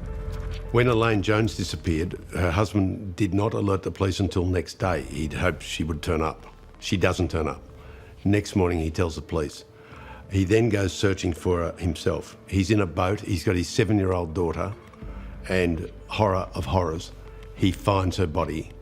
Her throat has been cut from ear to ear, right through to the spinal cord. Mr. Jones is highly distressed when he sees his wife with his little girl there. He covers her body with life jackets and turns the boat around to go and get help when he has a massive heart attack and dies. The boat continues on for some minutes. The poor little 7-year-old girl actually ends up scrambling out of the boat and getting to the shore and saving herself, having seen her mother's body and seeing her father die of the heart attack from the shock. It was established at a post-mortem that Elaine Jones had not only been severe laceration to the throat, cut from ear to ear, she'd also been the victim of quite a horrendous beating with a blunt object or instrument to her head, and I believe she was also established that she'd been sexually assaulted. I've always believed that Elaine Jones up at Tocumwal in 1980 is a victim of our same Raymond Edmonds. Raymond Edmonds was staying in close proximity to that picnic area in Tocumwal at the time and on the night. He was quite close in vicinity to where Elaine Jones was attacked and murdered. We know for absolute fact Raymond Edmonds worked as a slaughterman at the Wodonga abattoirs. We know that the way in which she was murdered was similar to a sheep being slaughtered. We know that he was camping on the Victorian side of Tocumwal at the time. Evidence could be given that he was there, and it's his MO, it's his modus operandi. Based on, I believe he's done at least 30 attacks on women in Victoria, he is a very likely suspect for the murder of Elaine Jones. In 2011, a $100,000 reward was posted for seeking information that may lead investigators to arresting the person responsible. Unfortunately, no significant information has become available, and perhaps the only person that really knows what happened may well be Raymond Edmonds. I've written to him myself, asking him, and I know he's got the letters, but I've never had a reply. It's just nags at you that, you know, you've got this total belief that he's the offender, but he won't admit it. The tragic case of the murder of Elaine Jones remains unsolved, with only circumstantial evidence linking Raymond Edmonds to the crime. He is also the suspect in several other murders across Victoria. The actions of Raymond Edmonds in 1966 had a profound effect on this area, in that we didn't feel safe anymore. My thoughts were that I would like to get in the ring with him, with no gloves, and no one steps in. That was a hatred that I had, and today I'd do the same, but back then it was raw. It was bloody raw. For what he did, the pressure that he put on all the kids in Shep, I would have liked to have throttled him. My brother Ian was badly affected by what had happened. Being an innocent party, it drove him out of that town, and he was driven to a life of loneliness. Urquhart is a very interesting case because we, in this state, Victoria, we still had capital punishment in the 60s. We had a premier, a political leader, who was very keen to win an election by hanging a murderer. And in fact, that premier, Henry Bolte, insisted on hanging a prison escapee and murderer called Ronald Ryan. And he became the last man hanged in Australia in 1967. That was precisely when young Urquhart was being wrongly accused of murdering this couple. Had he signed a confession under duress and said, I did it, stop hitting me, he probably would have swung. That boy could have been the last person hanged in Australia, and he would have been innocent. It took the conviction of Raymond Edmonds to finally exonerate Ian Urquhart, the tragic figure who for so long had lived under a cloud of suspicion. The forensic work that eventually caught Mr. Stinky also meant an evil killer was finally off the streets for good.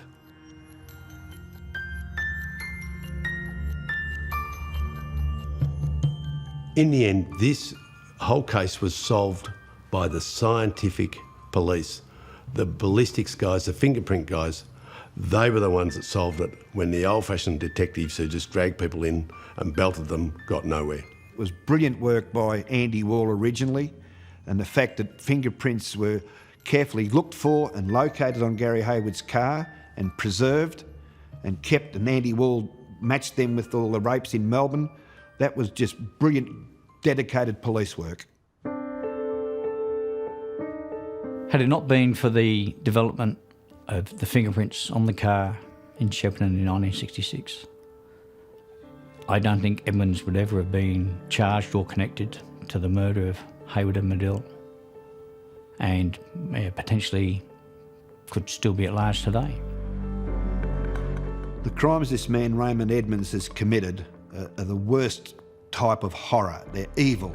The murders happened at a time when it caught public imagination, and then the fact that he wasn't caught for almost 20 years caught the public imagination all over again.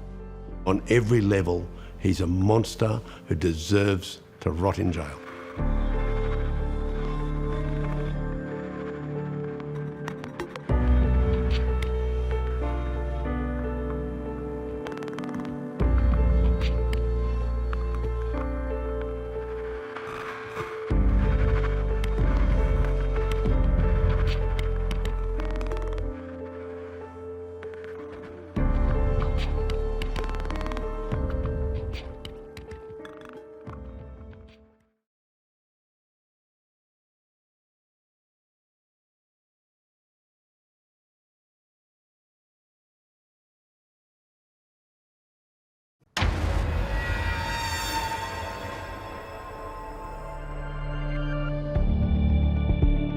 We believe that she actually murdered him, and she took his body somewhere we don't know exactly. The disappearance of a marine engineer would unearth a dark tale of greed, deception and dishonesty. He said, "I'll see you in a few months, Roscoe." And I said, "Good on you, Carl. Enjoy your time off." And that was the last time I saw Carl. A brutal and violent crime would unravel a twisted web of lies. There was blood spots found on the wall of the master bedroom.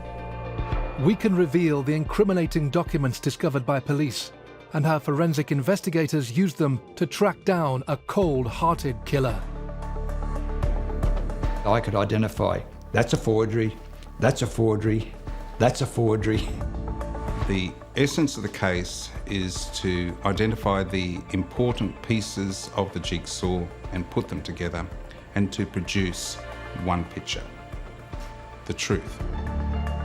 The case of Patricia Byers, who would become known as the Black Widow, was a crime that shook Australia.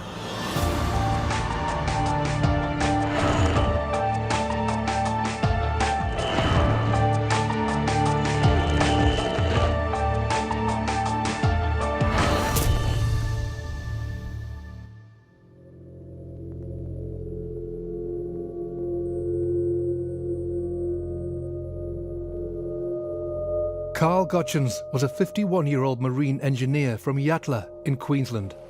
In July 1990, in the midst of relationship troubles, he was due to board a plane bound for Thailand.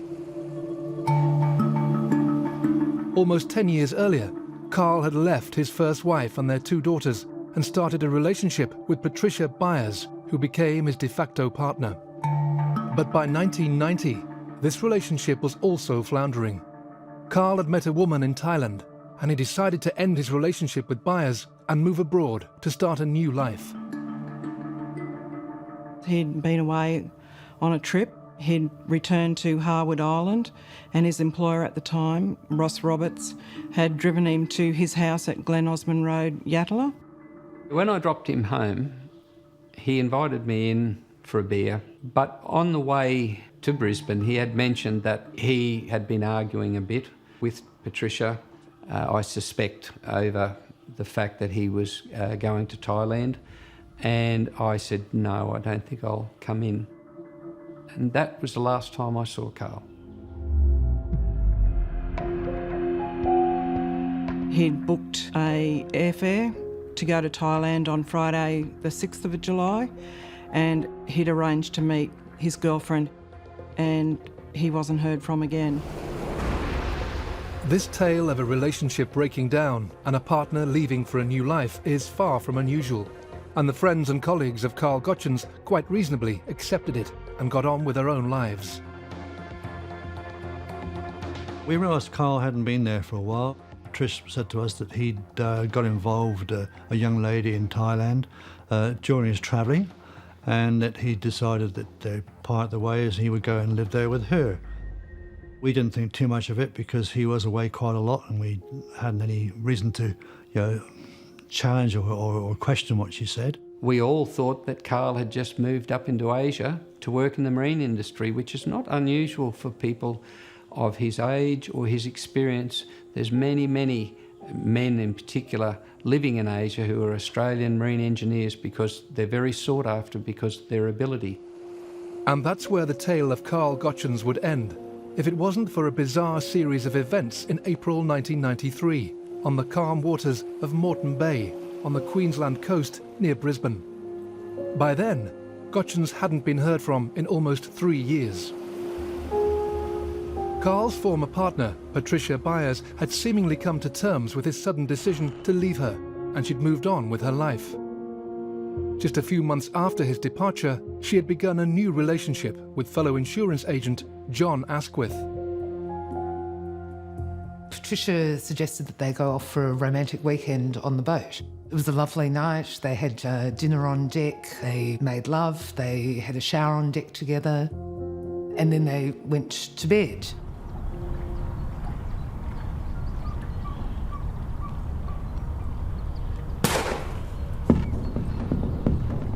The next thing that John Asquith knew, he woke up to discover that he'd been shot in the head.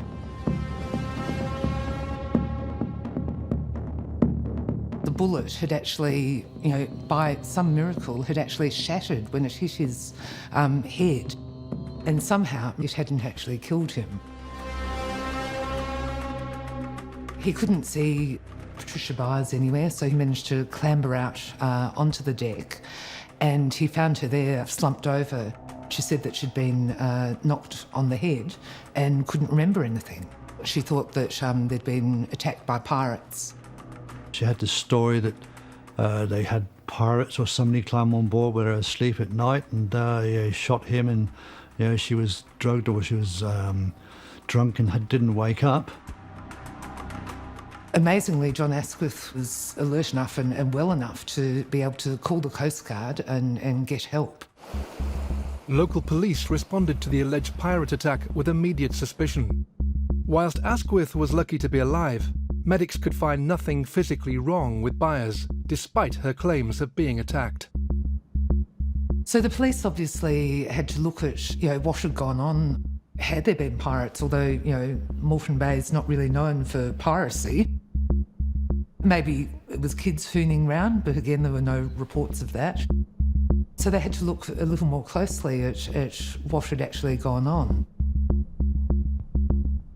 John Asquith claimed that he'd seen a gun below deck.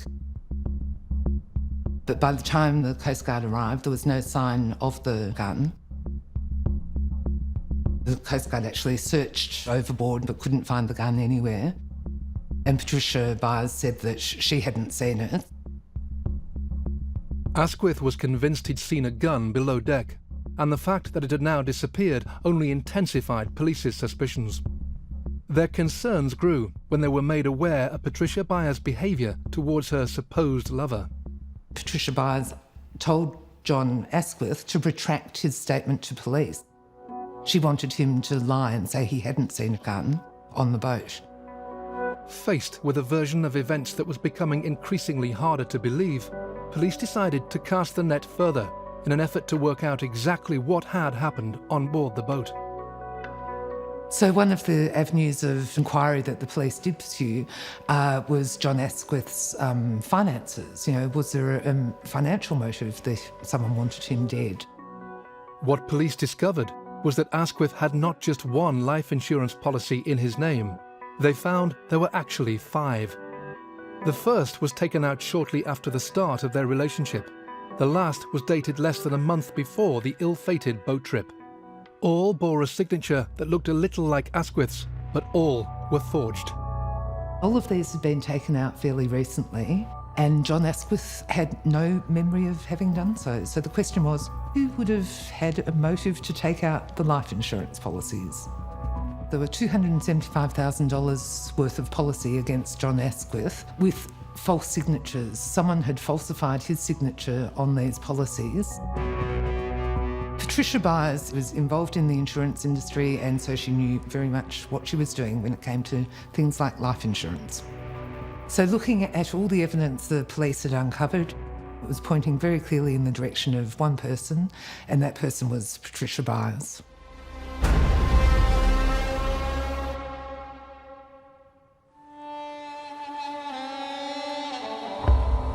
This shocking turn of events confounded police, but their suspicions were confirmed when a chance discovery in a nearby river sealed Byers' fate. Well, actually, my son had been down to the riverbank swim fishing with his mates. They'd found this rifle butt. Then subsequently, they sent divers in and they found the rifle barrel in the river, which is stuck in the mud. And they put 2 and 2 together and said, obviously, a rifle had been sawn off. Prompted by the ongoing investigation into Byers, forensic officers attempted to link the remains of the gun to their suspect. And through some amazing investigative work, detectives were actually able to match the pieces of the gun that were found in the river with some shavings, wood shavings, that were found in the basement in a vice in the workshop at Patricia Byers' house. Forensics used that evidence to prove that it was the same gun that came from Patricia Byers' house that was used to shoot John Asquith. With this piece of the puzzle, detectives could finally prove what had happened on board the boat that April night. In reality, what had happened is that she and John Asquith had sexual intercourse, he went to sleep, and then she shot him. But the big mistake that she made is, well, first of all, she shot him at close range, but she shot him with a sawn-off gun. And the problem with that is that the muzzle velocity is a lot less than if she hadn't sawn it off. And luckily for John Asquith, he seems to have had a thick skull, and the bullet did not penetrate his skull. Byers was arrested and charged with the attempted murder of John Asquith. In September 1994, she was found guilty and eventually sentenced to 12 years in prison. John Asquith sat in the Supreme Court to see the woman he once loved sent to jail. Just relieved that it's all over. Her motive for shooting him was $270,000 from 5 life insurance policies she'd forged in his name. Byers testified that Asquith had actually shot himself as part of a conspiracy by the couple to defraud the insurers. The jury didn't buy the story. With a cold, calculating woman behind bars, police closed the case on Patricia Byers. That was until the publicity surrounding the trial prompted the family of a man who hadn't been heard of for 4 years to contact the police. When we saw the article in the paper in regards to the attempted murder of John Asquith, we finally had some sort of clue to go on about my father's whereabouts. We just thought the worst had happened to him. After the conviction of Patricia Byers for the attempted murder of John Asquith, by happen chance, police had come into possession of knowledge or information that Patricia Byers had been living in the residence of a gentleman by the name of Carl Gotchins. Some years earlier, Carl Gotchins' family had actually contacted Patricia Byers to ask where he was, as they hadn't heard from him for some time. Byers told them that they had separated and he was now living in Thailand. His family took this at face value until the news broke about John Asquith's attempted murder. Even though he didn't have a lot of contact with his family, it was out of character that there'd been no contact for 4 years. There was no reasonable explanation as to why this man basically disappeared off the face of the earth.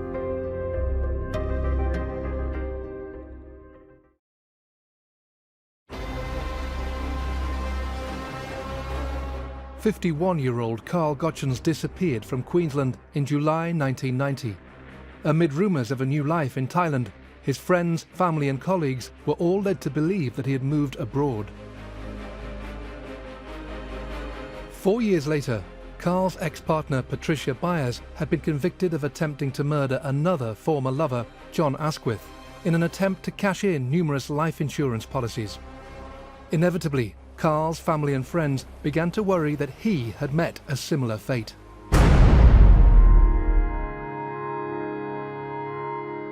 Carl was the sort of fellow that I warmed to rather quickly. He was a very good engineer, good sense of humour, and wasn't frightened to speak his mind. Carl was a very pleasant fella, very serious sort of man, I would say. We didn't see a lot of him, a lot more probably of Trish than we did of Carl, because he was away a lot of the time. He wasn't on the scene. We didn't worry too much about it, because he was away for weeks on end and a couple of months on end sometimes. Carl had been married before, and he and his wife had 2 daughters. Although the relationship had broken down, he kept in touch with his children. Shortly after the marriage breakup, Carl met Patricia Byers and fell in love. So Patricia Byers was an insurance agent. She was married before when she was 19, and her first husband died, so she was a single mother with 2 children. Although life as a single mother was difficult, she refused to let it get the better of her, and she began a successful career in insurance. Trish was very sort of outgoing, but she was probably more interested in being with the men because she had more in common with them. She didn't see herself as a homebody. She's very interested in being out in the yard, doing the manly things like brush cutting and mowing and laying walls and things like that, you know. So Carl Gotchins and Patricia Byers met at a sailing club. They were both very keen sailors. And Patricia, they built up a business together. They were in a de facto relationship together. They shared a house. We built the house in '88, the same time as Patricia Byers was building their house with Carl. We sort of got friendly as the house was being built. As a neighbour, Patricia was very, very good. We had no problems with her at all. She was quite helpful. We did socialise them a little bit, didn't go much further than that, but we did have a couple of barbecues and we found them very sociable. First time that I met Patricia Byers was she came to the ship with Carl to drop him off, and we actually went out to dinner. I found her a very pleasant person. I didn't sense any problem between them. But by July 1990, Carl Gotchins had decided the relationship had run its course, and he was planning to leave Patricia Byers. Their relationship started to break down, and he was out of the country at sea quite a lot of the time. And I think it was on one of those trips overseas, he was actually in Singapore working as an engineer when he actually met and fell in love with an Asian woman. Carl was due to board a plane bound for Thailand, but he didn't make the flight. The 51-year-old marine engineer hasn't been seen since. So when Carl Gotchins left Patricia Byers, it came as a bit of a shock to everyone. Patricia Byers told people that he'd gone off to be with this other woman and that he was going to be on a boat and sailing. And Carl Gotchins' ex-wife and children weren't able to get in touch with him. He obviously hadn't contacted them, even though he usually rang the daughters for their birthdays. So no one had actually heard from him for a long time. Prompted by the Asquith trial, Carl's family reported him missing to the police, who immediately became suspicious and started delving into the lives of Carl and Patricia. It wasn't long before a dark and twisted picture began to emerge. It portrayed a woman whose greed would lead her to commit an unthinkable act. The first clue that would unravel the mystery of Carl's disappearance arrived in the form of a letter, seemingly written by the man himself. Ross Roberts, who was Mr Gotch's employer, had a number of letters that he'd received purporting to be written by Mr Gotchins. One of those was a typewritten letter. And the letter was basically saying that he was moving on, he was going to work up in Asia, he'd been paid out some money for his house, and thanks very much and see you later. Dear Ross, I would like to hand in my resignation, Ross. I hope you will have time to find someone else.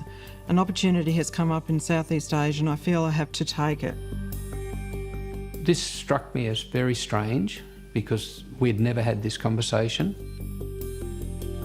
This opportunity was too good to miss. One of the partners died and it had to be quick. I was also lucky Trish paid me the money all up front in cash. She's been terrific and maybe I've made a bad decision. I feel bad, but she is smart and good looking. I can't see her being left on the shelf. I wish you all the best. Give my regards to everyone. I will keep in touch. Regards, Carl. To all who knew the missing marine engineer, the plans he'd laid out in the letter seemed completely out of character. The next step in the investigation was contacting Department of Immigration to find out if he had left the country. On the 6th of July 1990, he never made that Thai Airways flight. One of the first things they did was to contact his Thai girlfriend, and she actually said that she'd had a phone call from an Australian woman saying that there'd been an incident and Carl Gotchins would not be joining her in Thailand after all.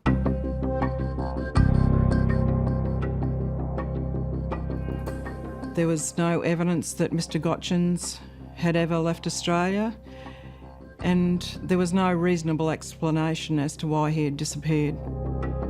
At the same time, police were beginning to intensify their investigations into Carl's finances.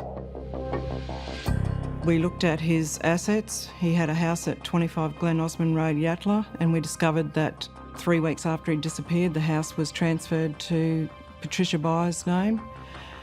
Bank accounts that he had in his name were activated. There was numerous cheques written on those accounts. The more police investigated, the more they grew concerned for Carl's well-being.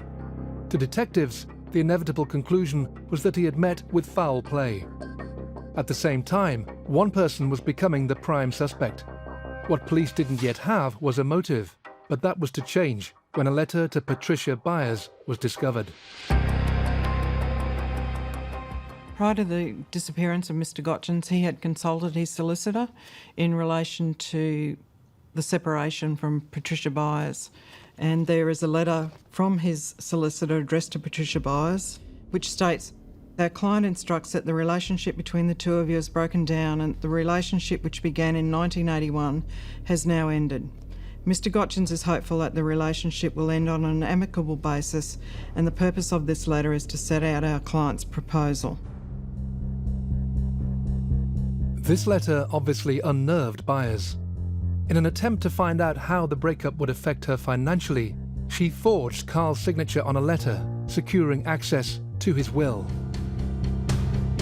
Byers also knew that if Carl Gotchins simply died in an unfortunate accident, that she had to share Carl Gotchins' estate with his two daughters, and that wasn't enough for her.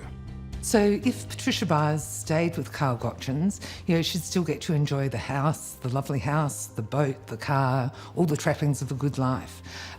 If he died, she'd only get a fraction of the assets, the rest will go to the daughters. And of course, if he ran off with another woman, she'd be left with absolutely nothing at all.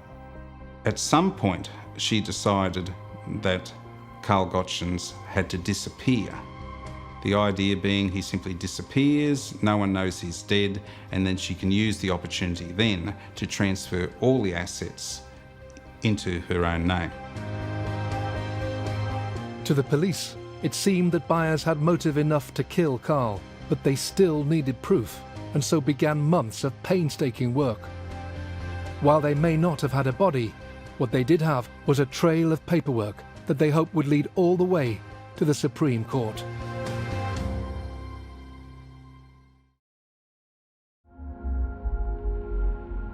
Police investigating the whereabouts of marine engineer Carl Gotchins were growing increasingly convinced that his ex-partner Patricia Byers was responsible for his disappearance. They had evidence that his assets had been transferred to Byers and money had been taken from his bank account. Her claim that he had left the country for a new life overseas was also quickly proved to be false. Although they suspected Gotchins had met with foul play, police were lacking one thing: a body. If there's no body, there are essentially two things that are central to the case. One, prove they are dead, as opposed to simply disappeared. And two, then you have to prove that they have been killed at the hands of a particular person.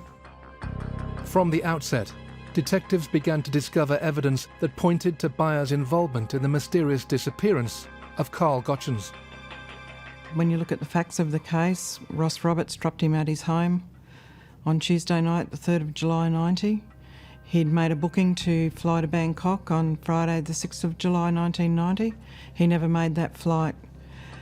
Several weeks later, his house that he owned at Yatala was transferred to Patricia Byers' name. Accounts that he operated at a number of banks and a credit account that he had with American Express was activated. There was numerous transactions on those accounts. At the beginning of the investigation, the only suspect was Patricia Byers. Now, the question for police was whether they could build a case strong enough to convince a jury that their suspect was in fact guilty of murder. Byers was still in prison, following her conviction for the attempted murder of John Asquith, and she wasn't saying anything about Carl's whereabouts. The investigation had come to a point where I thought it was necessary to execute a search warrant at Mr. Gotchins' house at Yatala. Because we didn't have a body, there was the option that we might have to dig up the yard or search various places at the house. There was some concreting done in the months following the disappearance of Carl Gotchins. The police did an examination of the house and the grounds and did not find the body. And so began months of forensic investigation. They may have had no body, but what police did have were files of paperwork. These are some of the actual documents they discovered, revealed here for the first time, and they pointed to a chilling conclusion. When I did a search warrant at 25 Glen Osmond Road, Yatala, there was a portable typewriter located at the address. Investigators were already aware of the letter received by Carl's former boss that aroused suspicion. Was there a chance that it could have been written on this typewriter? My examinations revealed that the typewritten letters were typed on this cheap manual portable typewriter. And there are a number of identifying features that, in my view, could say that that typewriter was responsible and no other typewriter. The letter was purported to have been sent from Darwin, so it was odd that he's typewritten a letter in Darwin and the typewriter was found at his old address in Yatala. By proving the letters had been typed on the typewriter found at Byers' home, detectives now had a forensic link between their suspect and the suspicious documents. In effect, by that evidence, we could show that Patricia Byers was creating false leads or false trails to try and cover her tracks. Spurred on by this discovery, detectives dove headlong into the financial affairs of Carl Gotchins. The reason we went down the road of looking at his financial history was because when you look at the attempted murder of John Asquith, there was a financial element to that investigation. Investigators discovered that beneficiaries had been changed on life insurance policies and there were further life insurance policies that Mr. Asquith was unaware of. So it was a natural progression that we would look at Mr. Gotchins' financials. We got statements from his employer, statements from financial institutions. For a number of cheques that she'd wrote, we got statements from people that she dealt with, and it all led to Patricia Byers. It was one of the biggest document examination cases in the criminal courts in Queensland, up to then and even since then. The forged documentation was used to transfer all of the assets of Carl Gotchins into the hands of Patricia Byers. That was the core part of the case. One of the first tasks for police was to source documents that contained Carl Gotchins' authentic signatures. Once they had those, they then began comparing them to hundreds of documents that were flooding into the investigation. In a lot of cases of forgery, forgers go about different methods. They use tracing lines or guidelines, or they use what we call simulations. They sit there and practice as best they can, using their own handwriting skills to imitate what the genuine signature looks like.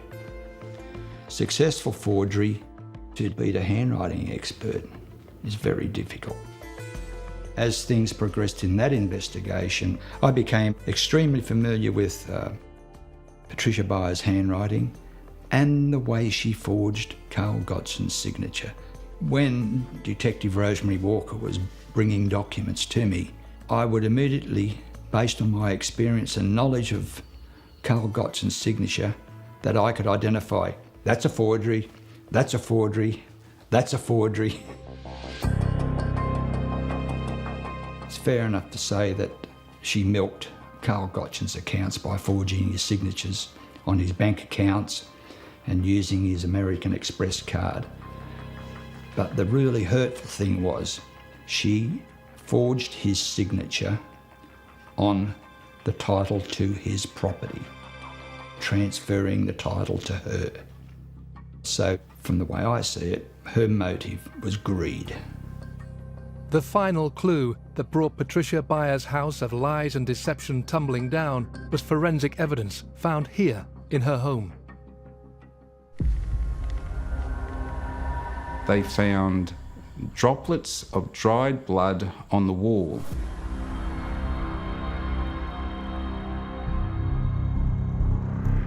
After all those years, very small and only a few. But the important thing was when the DNA extracted from those droplets was compared with the DNA of Carl Gotchins' daughters, those dried spots of blood were consistent with coming from Carl Gotchins. That combines well with the fact that Byers ordered a new bed within a day of the date that the murder probably happened. And obviously, why do you order a new bed? Because the old one is covered in blood. Frustratingly for the police, the search of the house in Yatala failed to provide any clues as to the location of Carl's body. But despite this, the strength of evidence they did have was enough for the detectives. She was removed from Brisbane Women's Correctional Centre to come to the Watch House, where I formally charged her with the murder of Carl Gotchins.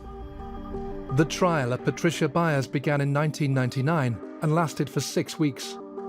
Prosecutors alleged that Carl Gotchins was murdered between the 3rd and the 7th of July, 1990. Byers had cruelly but effectively hidden his death from his loved ones for almost a decade. There was about 100 witnesses called for the trial, and each of them came along and gave evidence of their involvement in the case, from the family to the forensic experts, to his work colleagues, to Commonwealth agencies such as immigration. You see, the problem for Patricia Byers was that to produce the story that Carl Gotchins had simply left her and gone overseas, she had to tell different stories to different people. The problem for her was that when you put all those stories together in the one room, it's very clear that she's not telling the truth. I said to the jury that there were a number of forces at work. Greed, jealousy, bitterness.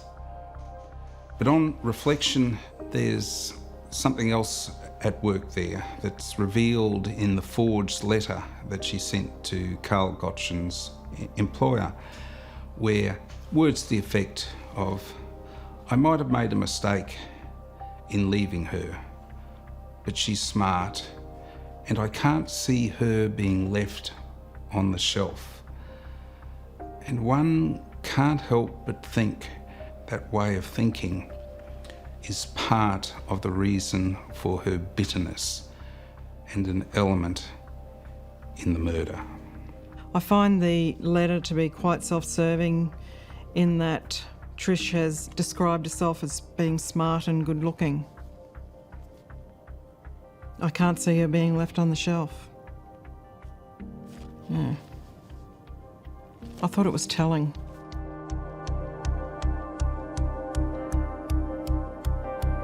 Despite protesting her innocence to the end, in 1999, Patricia Byers was found guilty of murdering Carl Gotchins and jailed for life by the Supreme Court in Brisbane.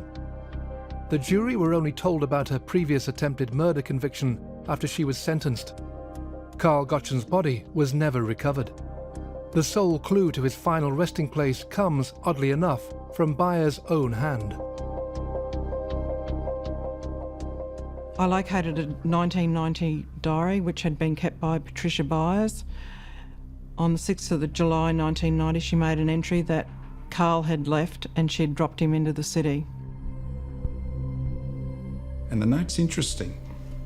She says, Carl left, and then she's got, dropped him in the city, exclamation mark, exclamation mark.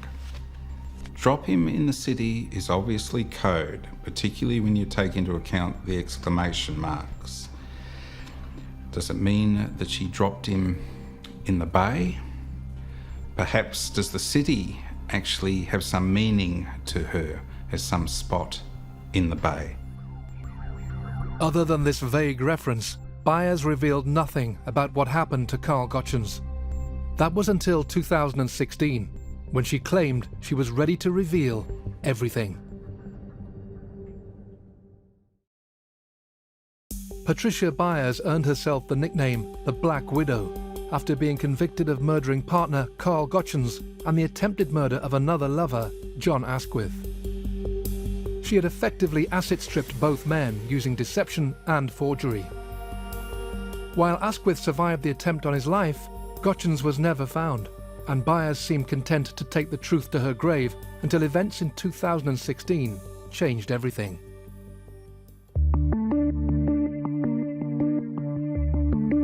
I find it very hard to imagine how someone could be so self-centred and so focused on money and so completely cold-hearted in getting rid of partners for cash.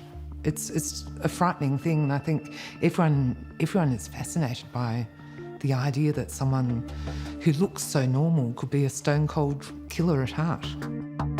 Patricia Byers was in prison in Queensland for some years, but in 2009 she actually transferred to a prison in South Australia so that she could be closer to her son.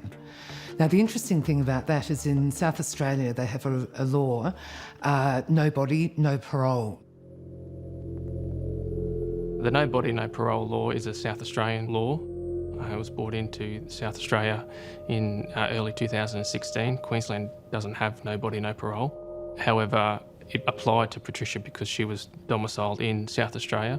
The fact that Patricia Byers transferred interstate to South Australia, where they enacted the no body, no parole legislation, has meant that she's had to admit to the murder of Carl Gotchins and provide an explanation as to where his body is.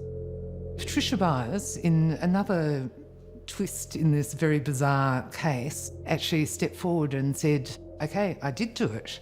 You know, I did murder Carl Gotchins. And this is a woman who had denied it vehemently and has always said, no, I had nothing to do with his death. Now, purely because of the parole laws, she has come forward and said, yes, finally, I did do it. And please let me out. As a result of getting the request, Detective Scott Chapman went to South Australia and interviewed Patricia Byers. She presented as a lady in her late 60s, early 70s. She was quite frail and also softly spoken. She agreed to participate in the interview, however, did not agree to it being recorded at that time. Over the next few hours, Byers told her version of what had happened to Carl Gotchins. She stated that she received a phone call from Carl Gotchins, who wanted to meet her at the Beanley rum distillery. She said it was about 5:30, 6 o'clock at night. She arrived there. She had a conversation with Carl, and they decided to grab a 6-pack of beer and walk down to a wharf that was on the Logan River. Upon getting to the wharf, Patricia stated that her conversation with Carl became heated and she became very frustrated and very angry. She decided to walk away from the conversation.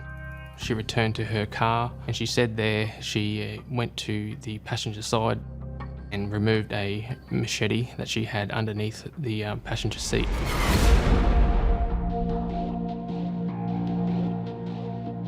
At this time, Carl was sitting with his legs hanging over the edge of the wharf and looking out onto the river. She said she approached Carl from behind with the machete in her left hand and struck him on the back of the head. However, she stated she used the blunt side or the back side of the machete. She stated she didn't want to cut him and that she just wanted him gone. She said upon striking Carl, Carl fell into the Logan River, falling about 4 to 5 feet into the water below. She said she looked over the edge and Carl went under and never resurfaced. After comparing her version of events with the evidence found during the murder trial, it was clear to detectives that Byers' story simply didn't ring true. The scenario that was provided doesn't make sense. He was dropped at home on the Tuesday night. He didn't make the plane on the Friday afternoon. There was staining on the master bedroom floor which had been painted over. There was blood spots found on the wall of the master bedroom. That week there was a new bed that was delivered. So the scenario doesn't fit in with the facts. My view is that it is unlikely that the body of Carl Gotchins is in the Logan River for the simple reason that it's a narrow body of water. It would be, quite frankly, a stupid place to dump the body because the body could easily be discovered.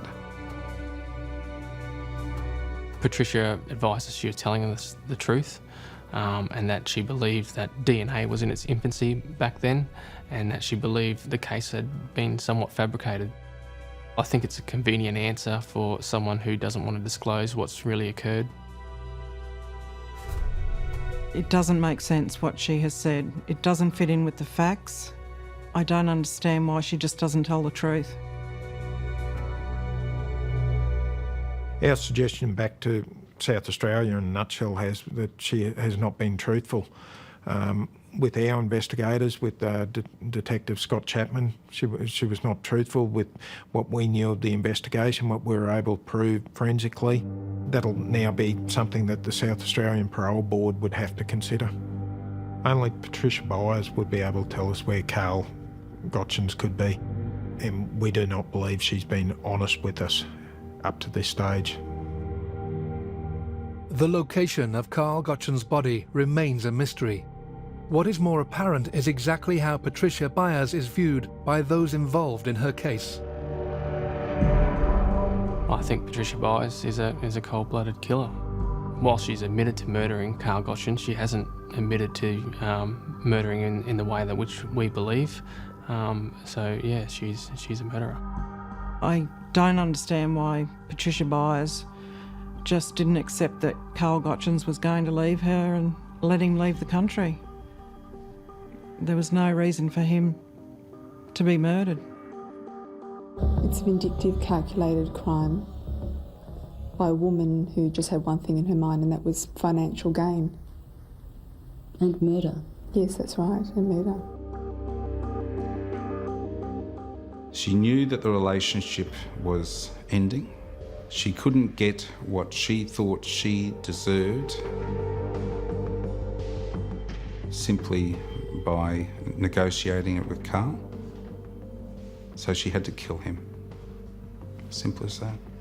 The idea that Patricia Bias carried out this crime due to greed seems to have some foundation, particularly with the forgeries that have been uncovered in the evidence. It did point towards financial benefit.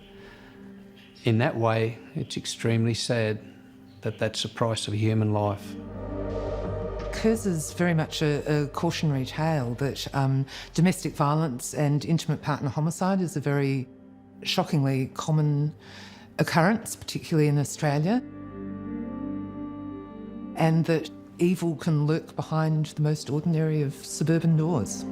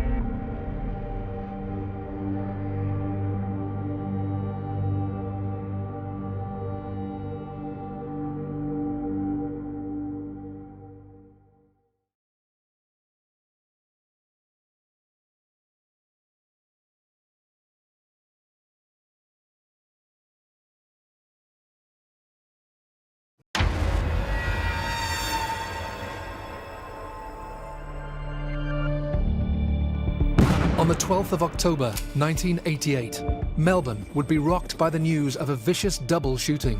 It was cold-blooded. It was planned. It was an execution. The victims were two innocent police officers investigating an abandoned car. I just sat in the back of the ambulance and just cried and thought, this is pointless. I'm not guilty of these charges. The investigation into the shootings would uncover a tale of revenge. She kept saying, help, help, McLaren, help, help, help me. Violence and deceit. My husband's in it. They believed that the police were out to get them, and they decided then and there that it was going to be 2 for 1. For every criminal that was killed, they'd kill 2 police. The brutal murders of 2 young police officers on Wall Street were crimes that shook Australia.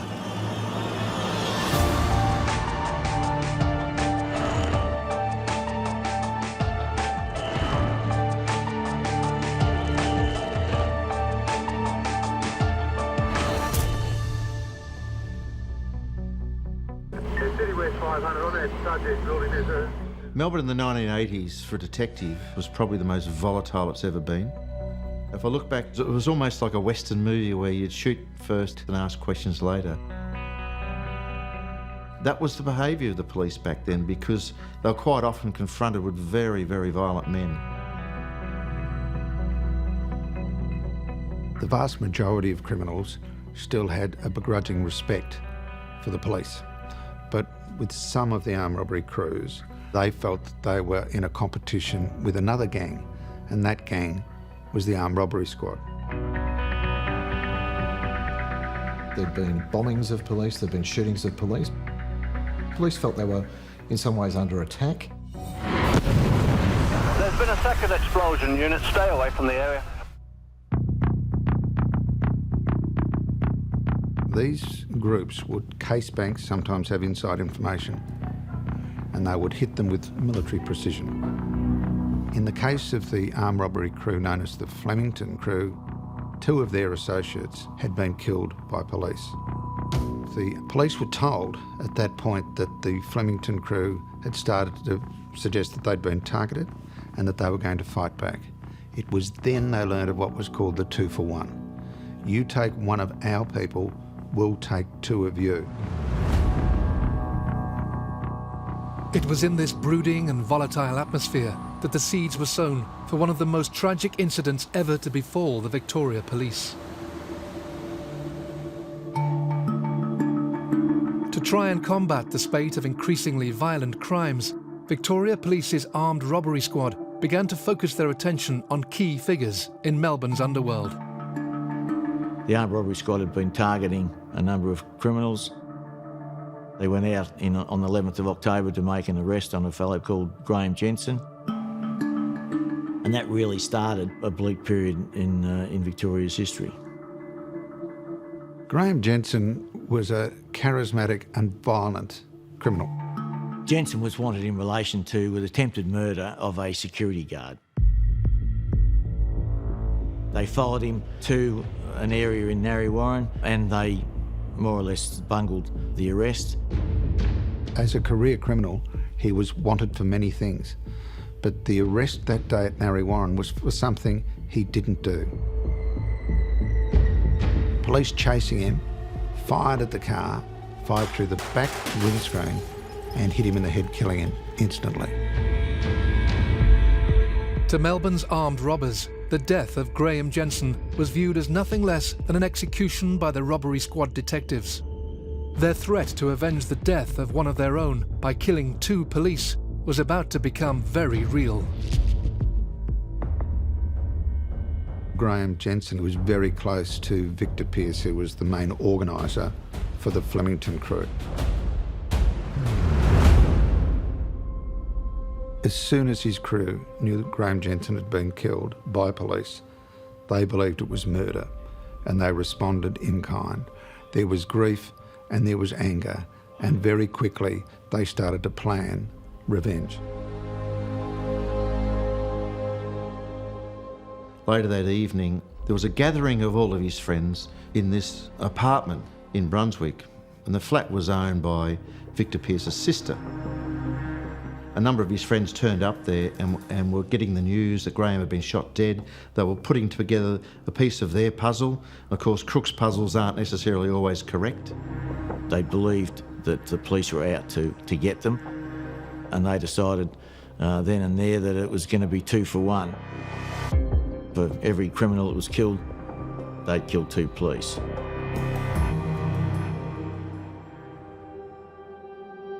Stephen Tynan and Damien Eyre were 2 relatively junior police officers serving with the Victoria Police. Tynan was 22 and had joined the force 3 years earlier. Constable Damien Eyre. 20-year-old Damien Eyre came from a police family and had served for less than 12 months. Damien grew up wanting to be a policeman. Nothing else. Wanted to join the police force. Spent most of his kid days at the police station, belting on the old Olivetti typewriters. Got a collection of police journals and was just crazy about wanting to be a policeman. Steve really enjoyed his job. I think helping people, working with the community. I said to him, well, as long as you have compassion, Steve, you'll be right. And he did. He was very compassionate.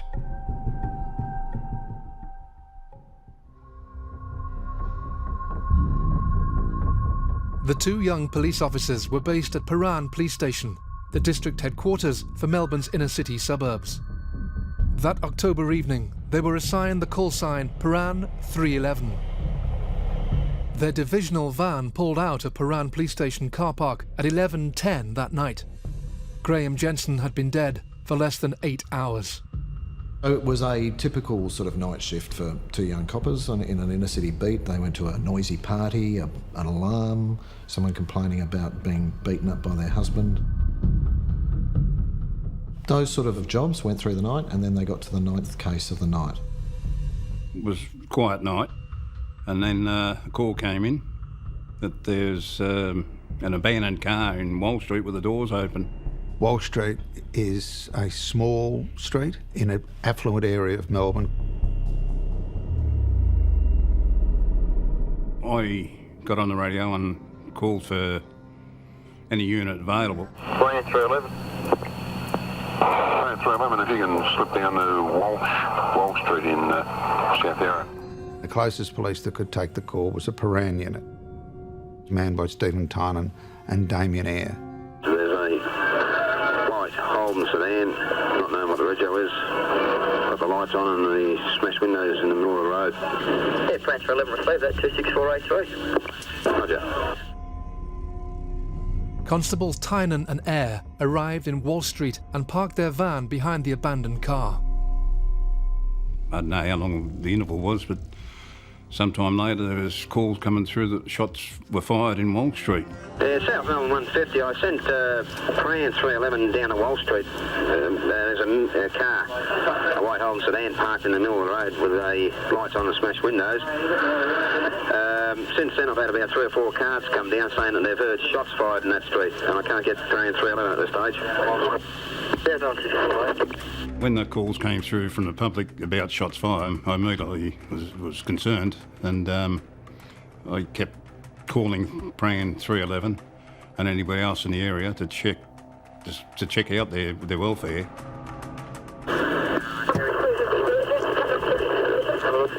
Unit calling? 350, 2 members down, urgent. Roger, need an ambulance? Urgent, use that ambulance, please. 2 members down. City West 250, affirmative. It was cold-blooded, it was planned, it was an execution.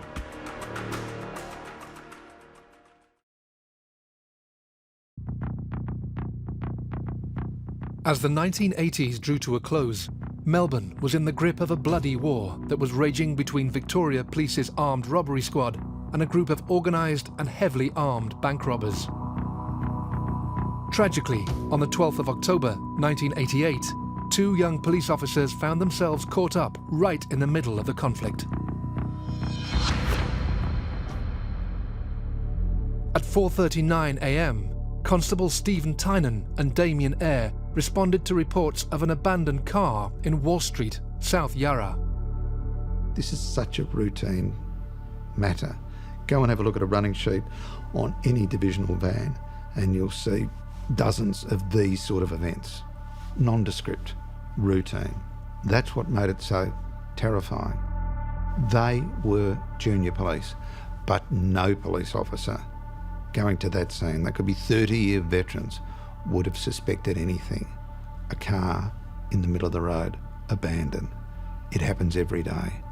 But this day, it was an ambush, and this day, it was cold-blooded murder.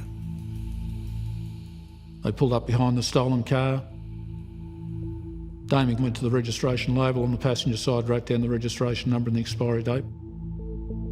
One got into the front seat and was looking at where the car had been jimmied to start it, and the other, his colleague squatted on the road beside him, talking to him by the open front door.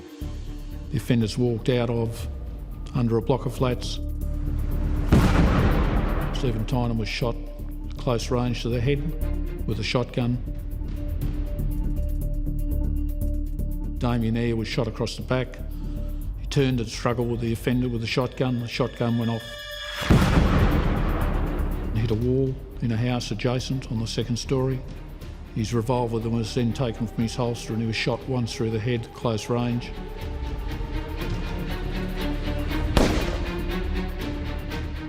And when he fell to the ground, he was shot through the back and side that perforated his heart.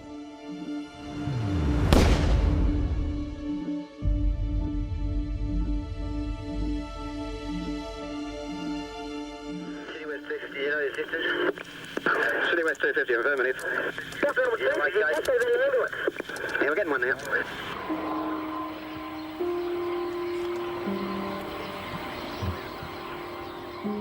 When we first arrived, there were a number of police units already on scene.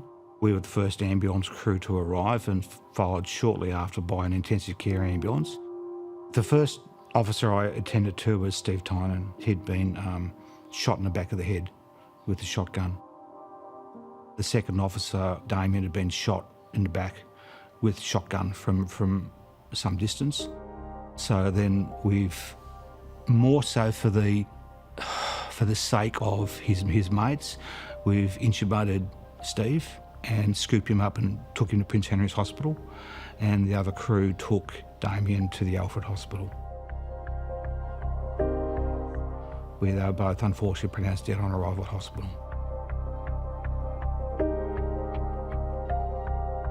This case really affected, really upset, really hurt, because it was 2 of our mates. We might not have known them personally, but they were comrades in uniform. I just sat in the back of the ambulance and just cried and thought, this is pointless.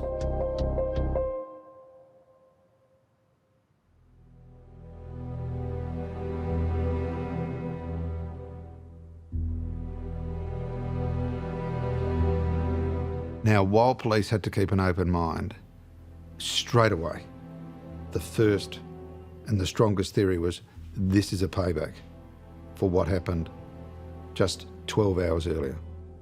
As detectives mobilised and began the daunting task of investigating the murders of two of their own, it was immediately apparent that they faced a challenging case. Unfortunately, when you go to crime scenes, particularly from a homicide point of view, invariably a lot of those scenes have been contaminated. They're not protected the way you would like to. The scene for Wall Street was one of disarray, disorganised, and it hadn't been protected the way in which we wanted it to be. We'd had bodies moved and the crime scene contaminated by probably emotions overriding judgment, which was probably humanly understandable, but from an investigator's point of view, very troublesome for us to try and reconstruct what had actually taken place. Meanwhile, other officers were sent to carry out a much more difficult task. I remember just standing still in front of the TV because I heard about this police shooting, and then going to bed after that. And then the next morning, hearing a knock, I looked out and saw two police. So, that was them coming to tell me about it. Yeah, it was about, probably 4:30 in the morning, a bit after. There was a knock on the door, and immediately something wrong. They told me that there'd been a shooting and said that he and Steve Tyne were dead. So we jumped in the police car and went to Melbourne.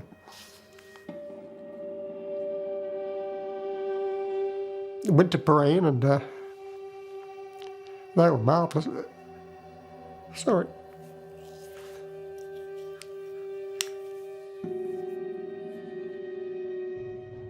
I think it was a couple of days later that I just decided I have to say the words because I've got to acknowledge it. I knew I just had to acknowledge it.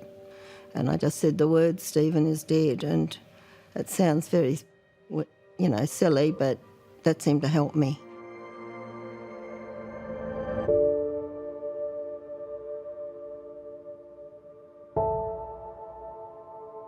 As the task force, now named Thai Air in memory of the fallen officers, began to assemble, they were well aware of the pressures they were under.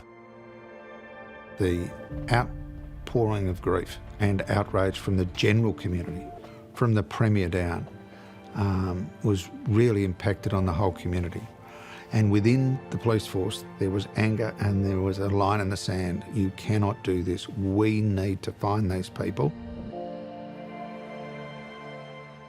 When police are killed, the public would be quite right to think that the police would react with all guns blazing, so to speak. They would pull out every stop to make sure that they caught the culprits. With the Wall Street killing, it was probably a little bit different. Police command took the approach that they didn't want the police reaction to Wall Street to be seen by the public as anything over and above what they would do if it was to ordinary members of the public. Setting up of the task force was a frustrating period. I was the homicide squad at that stage. It wasn't until 10 days afterward that we were actually given any resources whatsoever. They didn't have computers, they didn't have analysts. So all these information reports were coming in, all this intelligence was coming in, all these police wanted to help, but there was really no way of marshalling the intelligence. Despite these challenges, the task force was making progress, and to the detectives, the same names were being mentioned, names they were well aware of. The notorious bank robbers known as the Flemington Crew. Jensen was a member of the Flemington Crew, and as a result of him being killed, that was certainly one motive. This theory received at least partial corroboration when officers checked the records of unsolved crimes involving shotguns. One case in particular stood out, an armed robbery at the Oak Park Bank in March 1988, 7 months before the murders. 3 robbers went in and immediately the security screens came down, so they needed to get through the door. They had a sledgehammer, that didn't work, so they fired 2 shots into the door. And that produced shotgun shells that had special markings on them when they were ejected and left. So when forensics came along after the bank robbery, they were there to pick up. At the scene of Walsh Street, shotgun shells had been fired, and it was a shotgun where each time you fire a shot, the shell pops out and it lies on the floor. It was dark, so they weren't picked up by the killers. So forensically, they were examined, and what was special about these shotgun shells was not the mark that fired it, but it's the scratching as they came out of the gun. And those scratchings as they came out of the gun in Walsh Street were identical to those scratchings on the shells in the Oak Park Bank. It was the same gun. There was a direct link now between a gang of bank robbers and the Walsh Street murders. The gun was later found buried on a Melbourne golf course, although its condition meant it couldn't be tied to one person through fingerprints alone. But at least there was now a forensic link between the Wall Street murders and the Flemington Crew bank robbers. In an effort to find more evidence and arguably send a clear message to Melbourne's crooks, a series of raids took place across the city for weeks after the shootings. On one day, in December 1988 alone, over 100 police officers descended on shops, businesses and homes. Although the raids provided little in the way of specific evidence, police were presented with a key witness, teenage gangster Jason Ryan, the nephew of Flemington Crew mastermind Victor Pearce. Jason Ryan was a 17-year-old at the time of the Wall Street killings. Jason had been involved in burglaries and he was a thief, he was a drug taker. Jason came to us in the early days as a result of a raid, and he was a very sort of sickly, pathetic sort of young kid who, with a rotten background. This is a kid who would be woken up and told to clean up bloodstains in the house where there'd been a murder at the age of 12 or 13, who had firearms hidden in his bedroom. He was known to talk under a little bit of pressure. He came into police custody, into witness protection, and he had interview after interview. And each interview, his involvement got more complex. Whilst Ryan was quick to tell what he knew about the shootings, the problem for police was that his account kept changing every time he spoke to the detectives. Is what you've told us today the truth about what happened at Wall Street? Yep. So he'd gone from hearing something in his mother's flat, which was probably very interesting for us. He then put himself at the crime scene, told of who killed the police and how it actually happened, what guns were used. On the 31st of October 1988, Ryan was charged with murder for his involvement in the Wall Street shootings and was bailed into police protective custody. Police hoped that the mounting pressure on the young gangster would lead to him providing yet more information. A similar tactic was used on another figure on the periphery of the gang, 20-year-old Anthony Farrell.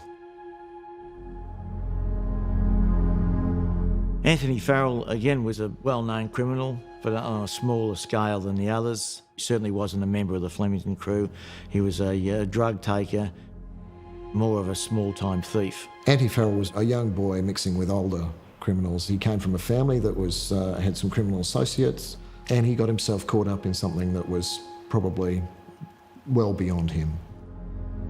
Jason Ryan claimed that Farrell was involved in the planning of the shootings. Thinking that it would intensify pressure on the youngster to talk, police charged Anthony Farrell with murder. Ryan would go on to name another 4 members of the Flemington Crew he claimed were directly involved in the shooting of Tynan and Eyre. Jason Ryan took us down to Wall Street. We did a number of reenactments with him where he would tell us certain things that turned out to be untrue. So anything he told us, we would want to corroborate. Over a period of time, he finally gave us a version that we believed to be the correct version, involving Peter McAvoy, Victor Pearce, Jed Horton, Anthony Farrell, and to a lesser degree, Trevor Pettingill. He told us that they had been the ones involved in murdering Steve Tynan and Damien Eyre. And what was the plan by everyone when you came here? Come here to ambush the police. Victor Pearce was the main offender out of the Flemington crew. He was the leader of the group, he was the planner, the organiser, and the mainstay of that group. With Jason Ryan naming the alleged perpetrators in the plot, 5 men became suspects in the killings. Victor Pearce, Peter McAvoy, Jed Horton, Trevor Pettingill and Anthony Farrell. I'm innocent. I'm not guilty of these charges. I've done nothing wrong. I do not carry guns when I report to police stations. Although he was cooperating with the police, doubt remained over the value of Jason Ryan's statement. After all, he told detectives several versions of his story. Within the ranks of the task force, there were concerns that a jury simply wouldn't believe him. But in November 1988, as police continued to assemble their case, their investigation was rocked by news of more shootings.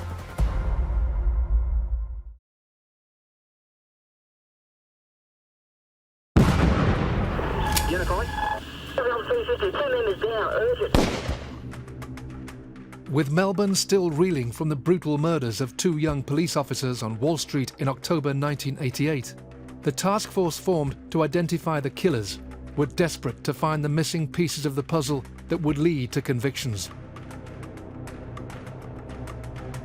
5 men, Victor Pearce, Peter McAvoy, Anthony Farrell, Trevor Pettingill and Jed Horton were the prime suspects in the murders. Horton was a violent bank robber, and police were convinced he had a major role in the murders. But he had disappeared. When police tracked him down to a caravan park a month after the shootings, they moved in to arrest him. He'd been hiding out in Bendigo. He'd still been active in his armed robberies right up until Wall Street. He had 7 firearms in the caravan at the time the police tried to effect the arrest. He raised a weapon, tried to shoot the SWAT guys coming in through the door. Shots were fired. All the shots that were fired were police rounds. Jed Horton was shot dead. That killing caused further resentment and anger in the underworld, who thought that it was just a way of levelling the score. There was controversy in the killing of Jed Horton, absolute controversy. Front page news all around Australia. Police kill another one. And it was controversy that I guess that in hindsight, it was warranted. Everyone went out in open arms, screaming and yelling abuse at the police. It was probably the most heated part of the entire investigation was the killing of Jed Horton. But there was worse to come. There was one more shooting, and that was Gary Abdallah. Gary Abdallah was a known associate of the Flemington crew, a convicted car thief who police believed had also been involved in bank robberies. In his statement, Jason Ryan had implicated Abdallah, claiming the 24-year-old father of one actually provided the getaway vehicle on the night of the shootings. We believed that he had critical information that could certainly involve Victor Pearce, Peter McAvoy, Jed Horton in particular, and that he had supplied a getaway vehicle for them. With the police activity intensifying, Abdallah went to ground. He was eventually traced by the Wall Street detectives, but his interview yielded no clues. 2 months later, Gary Abdallah was shot and critically wounded by police. He was arrested by police not connected with the Wall Street Task Force. He was taken back to his flat. They would give sworn evidence that he produced what they thought was a firearm and pointed it at the police. One of the police then emptied his 6-shot Smith & Wesson revolver and then grabbed his colleagues and fired another shot. Abdallah suffered fatal injuries. He lived for a number of days before he died. The firearm that Abdallah is alleged to have pointed at the police was a replica. It wasn't a real gun. So there was much angst over this. Why would someone do that? For the task force, Gary Abdallah's death meant another potential source of information about the Wall Street murders was lost. Despite the confidence in their case against the remaining suspects, police were desperate for another source of information that would help secure a conviction. They would find it in the most unlikely of places. Just for the record, could you just please state your full name? Wendy Margaret Pearce. Wendy Pearce was the wife of Victor Pearce. She'd been a member of the family for a long time. She was certainly an avid supporter of the Flemington crew. She certainly assisted in the preparation of many of their offences. She enjoyed the spoils of what they did. She lived the life of a gangster's wife. He committed armed robberies. He went to work like you and I. Every morning he'd get up and he'd go out, and it would be, today might be surveillance of banks. Tomorrow might be getting firearms, and Thursday might be actually doing the job. And she would cook tea and he'd come home and he would confide. She was considered to be an incredibly valuable person to us. If we could roll her over, she would have been, without doubt, the best Crown witness or the best rollover witness we could ever hope for. Wendy Pearce's life was crashing down. Her husband Victor was now one of the prime suspects in the Wall Street murder case, and he was facing years in prison for other armed robbery offences. Sensing she could be exploited, police tried to persuade her to turn against her husband and his gang. Her husband was jailed. She found it really hard to live by herself. Police started raiding her house again and again and again. She got into a fight and spent 10 weeks into jail. Her husband was locked up. Her house had been taken by police, and she was very vulnerable. And at that point, police started talking to her. That no one's forced you to No, I'm here on my own freedom. come with us? Yes. Wendy Pearce made the approach to the task force. She was prepared to talk and did tell exactly what happened the night of Graham Jensen, the discussions, the reaction by Victor and other criminals that she was aware of to the news that Graham had been killed. She was aware of the discussions in regard to the payback. She was with Victor that night. She was able to give evidence of Victor leaving and returning some early hours of the morning after the shooting of Steve Tynan and Damien Eyre. I've been married to Victor for 13 years. I've always been an alibi for Victor. So Cole McLaren was central to Wendy Pearce becoming a Crown witness and giving evidence. He worked and worked and worked on Wendy and was the one who convinced her to come over and give evidence.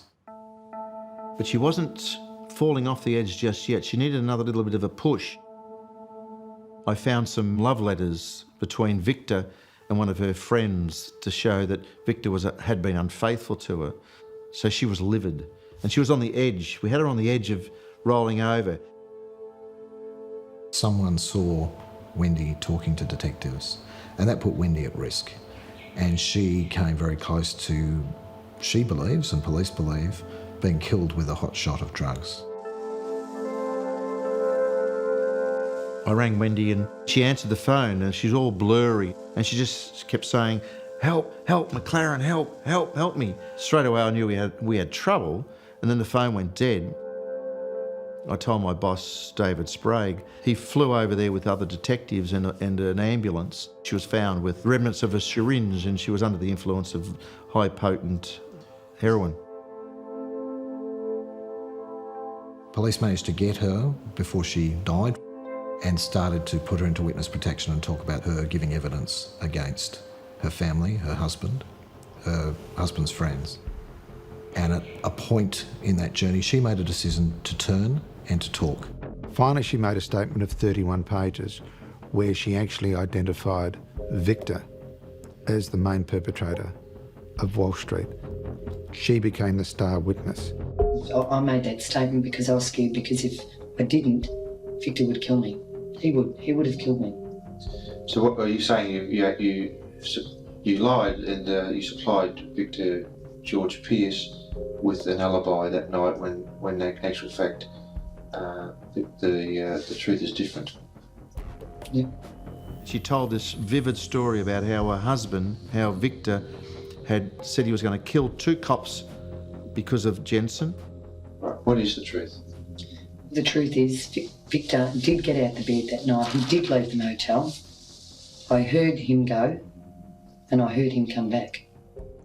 She said that Victor had gone out that night, later returned and was cold, and I think there was some evidence she gave that he'd said that he'd whacked the jacks. Victor got up and I said, where are you going?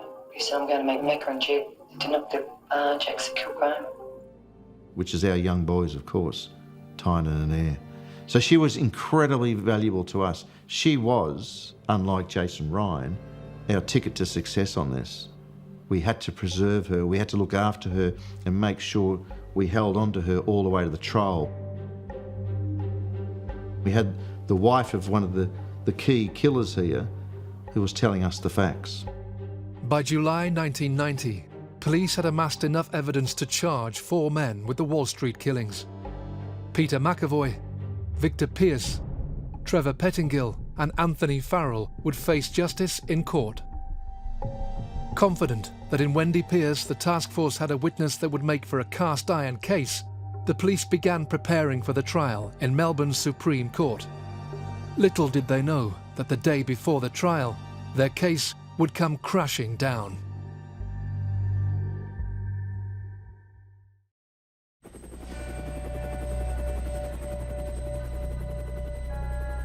The Thai Air Task Force had been assembled in the wake of the cold-blooded shooting of 2 young police officers, Constable Stephen Tynan and Damien Eyre.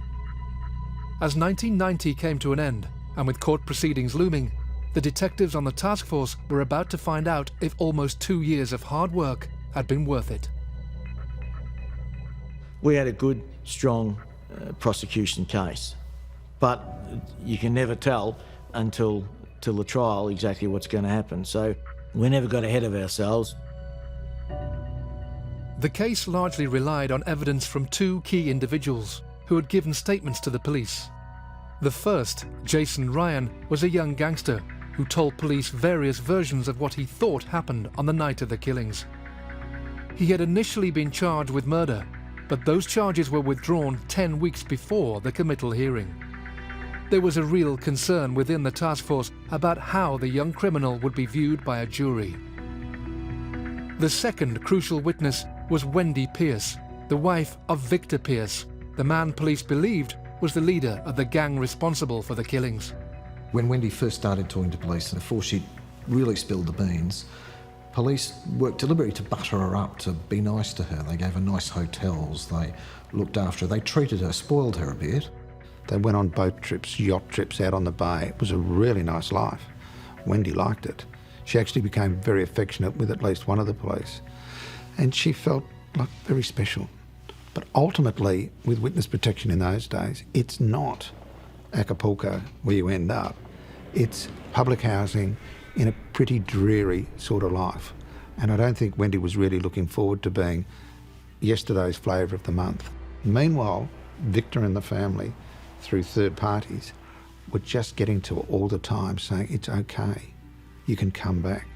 She wasn't under constant surveillance, she wasn't under constant care by the police. The police gave her far too much latitude. So she was able to make calls, she was able to go visiting people, have people visit her. She gave evidence at the committal and she starred. She went straight through it. She stuck to her story. The police were really confident. And then comes the pre-trial argument. She gets up and says it's all a lie. Victor didn't do it.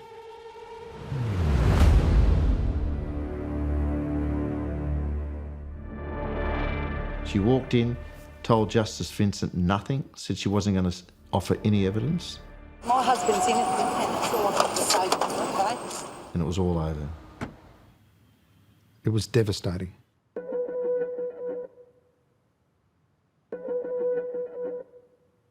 Wendy Pearce had spent 18 months in witness protection at a cost of around $2 million. Now, her statements were worthless. There was a strong move to put her in the box and make her a hostile witness. The prosecutor refused to do it, so she didn't give evidence. I don't know why Wendy essentially turned the way she did. I suspect someone got a message to her from her husband saying that she'd been forgiven, and she accepted that. And certainly after the case, they got back together. So she trusted her instinct and she got away with it. Whatever the reason for Wendy Pearce's change of heart, the Crown's case was fatally compromised.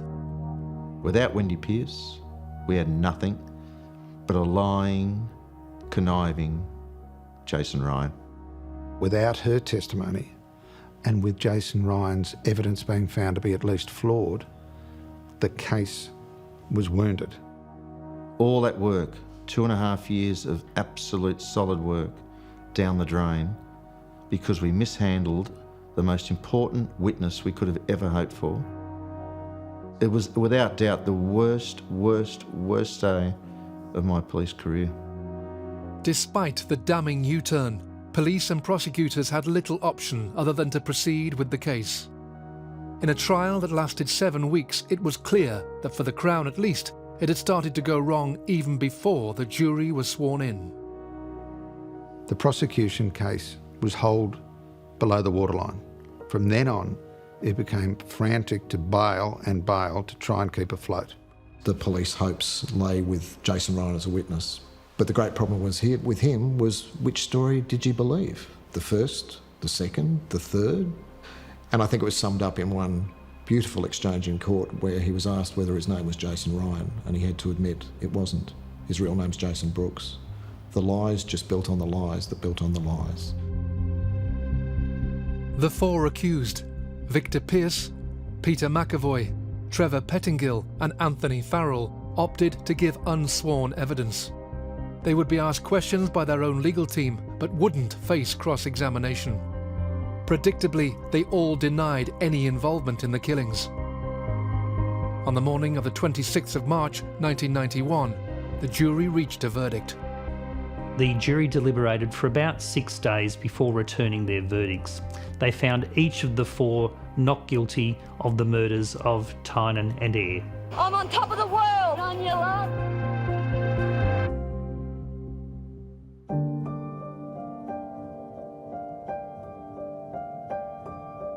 When I heard that those 4 persons had been acquitted of that murder, I was very, very pissed off.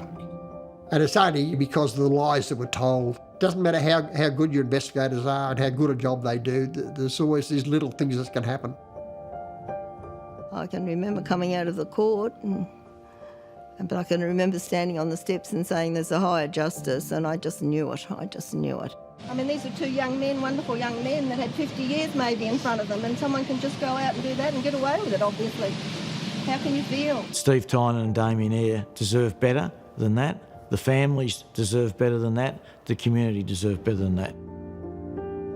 We all know what happened, but we didn't prove that beyond reasonable doubt in the jury's mind. When the verdict was announced, the accused were yelling from the dock, and particularly loudmouth gutless McAvoy was up there yelling abuse. To give you an idea of the emotions, that when the word came out that there was an acquittal, D24 sent a message to all units. Announcement to all units, the verdict in the Wall Street trial was all 4 not guilty, repeat, not guilty. All units are warned, keep yourselves in control. They never found them innocent, they just found them not guilty. That meant in their minds there wasn't sufficient evidence to find them guilty.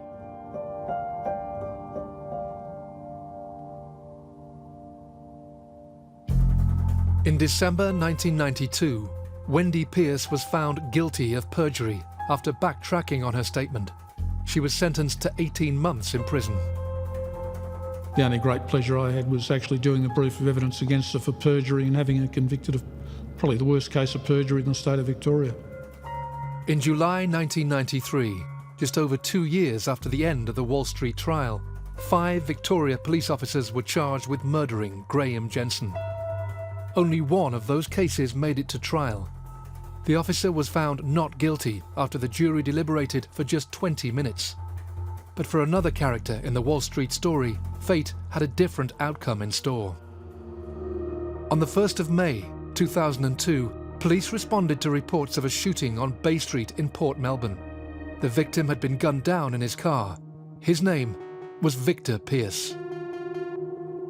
If there is such a thing as karma, it certainly caught up with Victor Pearce because he was murdered sitting in a Commodore, ambushed.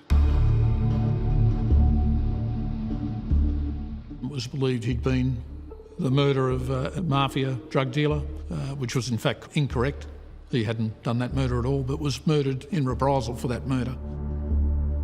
So, lived by the sword, died by the sword. It was probably a just and fair outcome for him.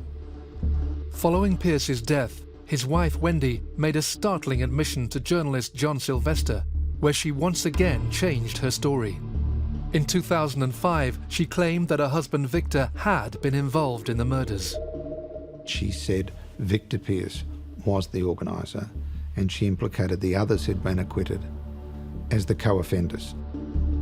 Wendy Pearce alleged the Wall Street killers were her husband Victor, Peter McAvoy, and Jed Horton, who was later shot by the police. She also claimed Gary Abdallah was the person who stole the car that was abandoned in Wall Street. Of course, her allegations remain just that. Peter McAvoy lives in New South Wales, and his not guilty verdict stands. For the families of the fallen officers, Wendy Pearce's allegations were of little comfort. They still feel only a coroner's inquest would satisfy their need for answers. There's nothing on the government records to say how they were killed, because there's been no inquest. So there's nothing there. There's just 2 members of the police force shot dead in Wall Street. And I know who done it. And I want an answer. "30 years after the murders of Stephen Tynan and Damien Eyre, the shots fired on Wall Street in October 1988 still echo throughout the entire police force." I think the names Tynan and Eyre to Victorian policemen mean it could be me. Wall Street is a stain on the history of the Victoria Police. Not only was it a reprehensible ambush of 2 police, but ultimately there was no conviction, so 4 people got away with murder.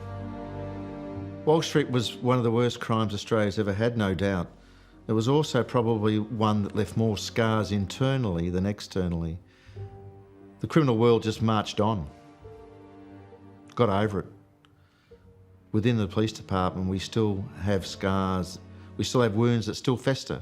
Sadly, this story is always remembered about the squabbles between the armed robbery squad and the underworld. And that's not right. It should be all about the loss of 2 young boys, the loss of innocence, the loss of Constables Stephen Tynan and Damien Eyre. Let's spare a thought for them.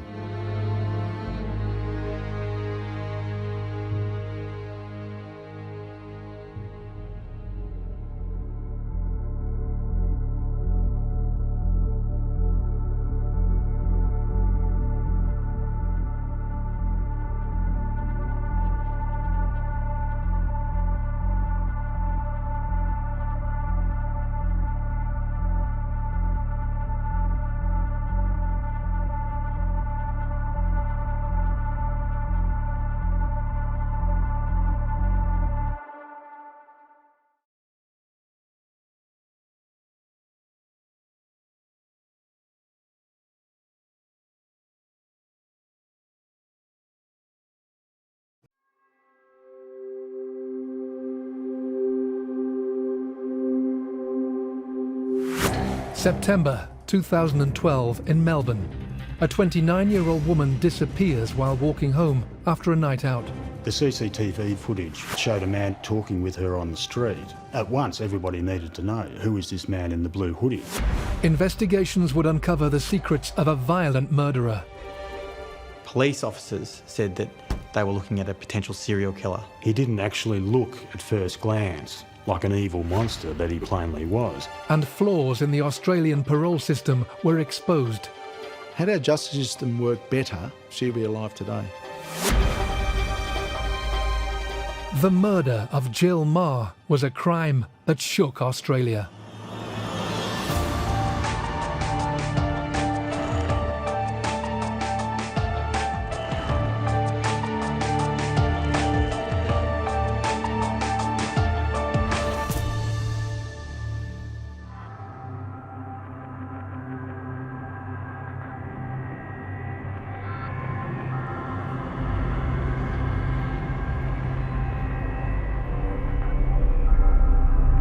Brunswick's an eclectic place. It's full of bars. It's got the longest shopping strip in Australia, which is Sydney Road. It's a very hipster area, and every city's got one, and it's where the arts community really is. There's a lot of little bars there. It's very trendy. You go there, you have a drink on a Friday night or a Saturday night, and you enjoy yourself. No one's thinking about their safety in a big way in Melbourne generally. One weekend in September 2012, the sense of normality was rocked by a cruel and brutal act of violence. The perpetrator was a softly spoken predator, and his target was an innocent woman called Jill Maher.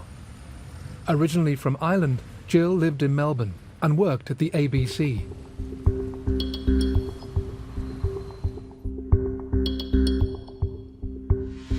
September the 21st was just a normal Melbourne night. It's a really gregarious city. A lot of us go out after work on a Friday night.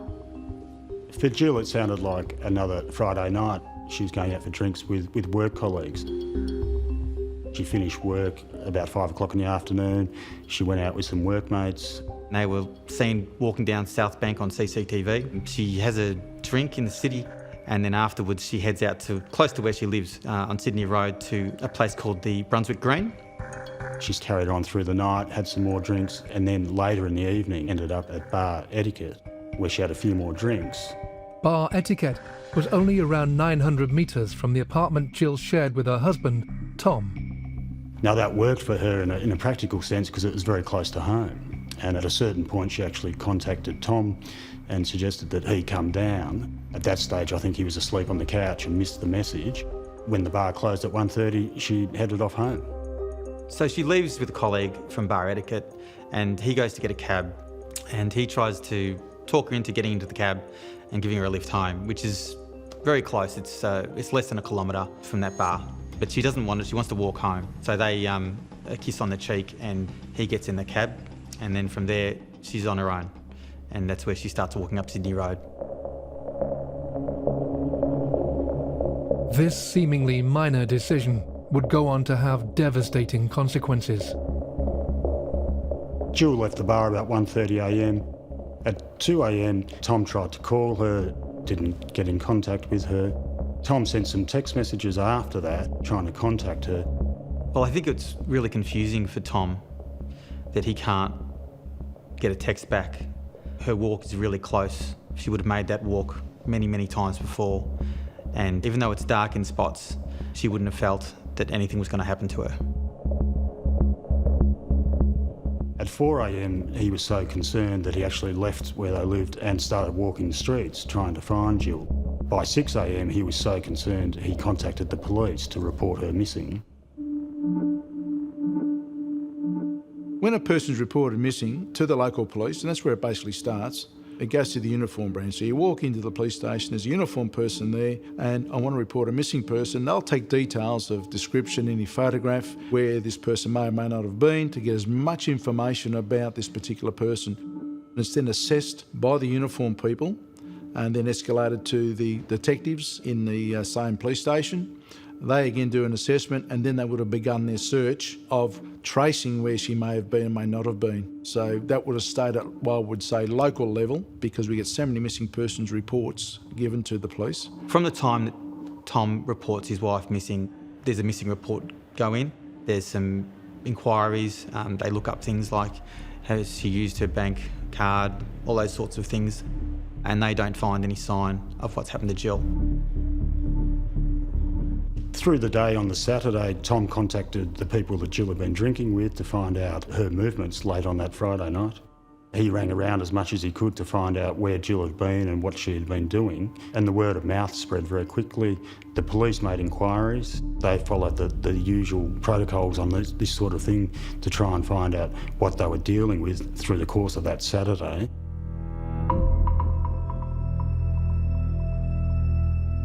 By the Sunday, there's a Facebook page that's gone up. There's also the starts of Twitter, social media activity, and that's when we really find out there's someone missing, and that's when the media get interested, and there's a press conference on the Sunday, a very small one at that stage, about a missing woman named Jill Maher. Hope somebody needs to sort something, or she just walked through the door. Do you still think that'll, could happen today? That she? They have to. Yeah. And we're hopeful for the best, obviously, but we have some concerns that she may have met with foul play. Within days, a Facebook group called Help Us Find Jill Maher had attracted 100,000 likes. It was a situation where the power of social media was shown up sort of in its greatness, I suppose. Tom sort of used it and applied it very, very readily to try and get to the bottom of what had happened straight away. And at the same time, obviously, the police were going through their inquiries as well and going through what they always do in these sorts of situations. And the media as well, we jumped on the story very, very quickly on the Sunday. It's been a really difficult time for us because Jill is part of our ABC family and she's a very highly valued member. She's a great admin professional and we rely on her every day. It was something that just gripped Melbourne very, very quickly. By that Sunday night, everyone was wondering, where is Jill Maher?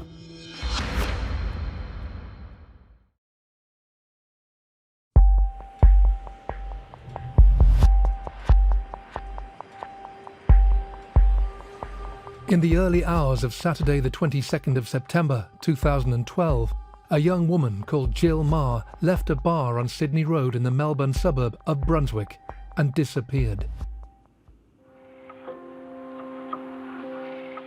Jill Maher was someone who was larger than life. She was very popular with her work colleagues at the ABC. She liked to have fun. Her mother described her as messy and goofy. She was somebody who made other people happy just with her presence. Jill left Bar Etiquette at around 1:30 a.m. to walk the short distance to her flat. She never arrived. Her frantic husband, Tom, reported her missing at 6 a.m. the following morning, and police began searching the area. There then followed a social media frenzy, offering help and demanding information. The response from the public was quite overwhelming once it was put out there in the media. I suppose it would have helped the fact that she was part of the media herself, working for ABC. Not that it would have made any difference because it's what the media would then pick up and then put out there. She was a very attractive lady, a young lady, and it's something that we've all done, as we all should be able to do, is walk the streets of anywhere late at night and feel quite safe. It didn't make sense. He was this vivacious, lovely girl who was on a short walk home from the bar to her home. He was her very, very concerned husband who had presented himself to the media, to the police. He was plainly very, very upset. There was this great confusion because nobody could understand where she was. Tom seemed very transparent in his concerns, and nobody wanted to believe that the most sinister scenario, that perhaps something, perhaps she had met foul play on this very, very short walk between the bar to her home. I don't remember seeing anything about Tom being accused of anything at that point, but certainly by the Monday morning, he makes an appeal to the press, in this time in a media scrum, for any information about his wife. Tom, what are you going through? Hell. It's just devastating, but just trying to push on.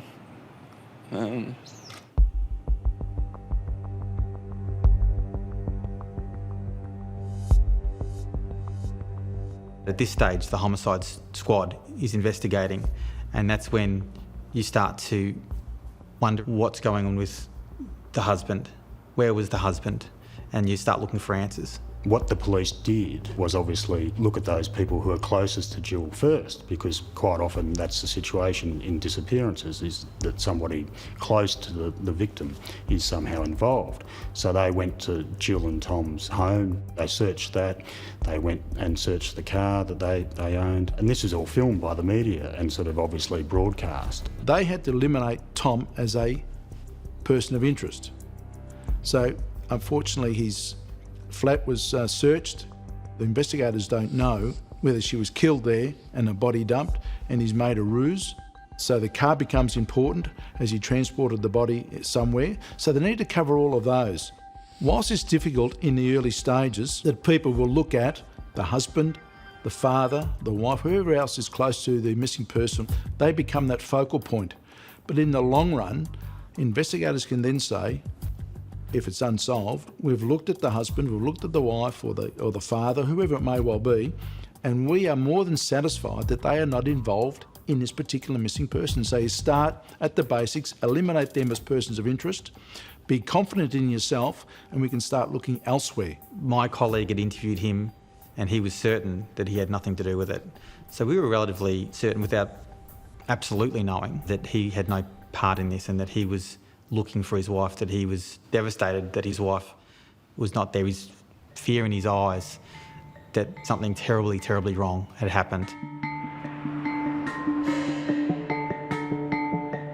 Although the court of public opinion was largely on Tom's side, police couldn't rule him out of their inquiries completely.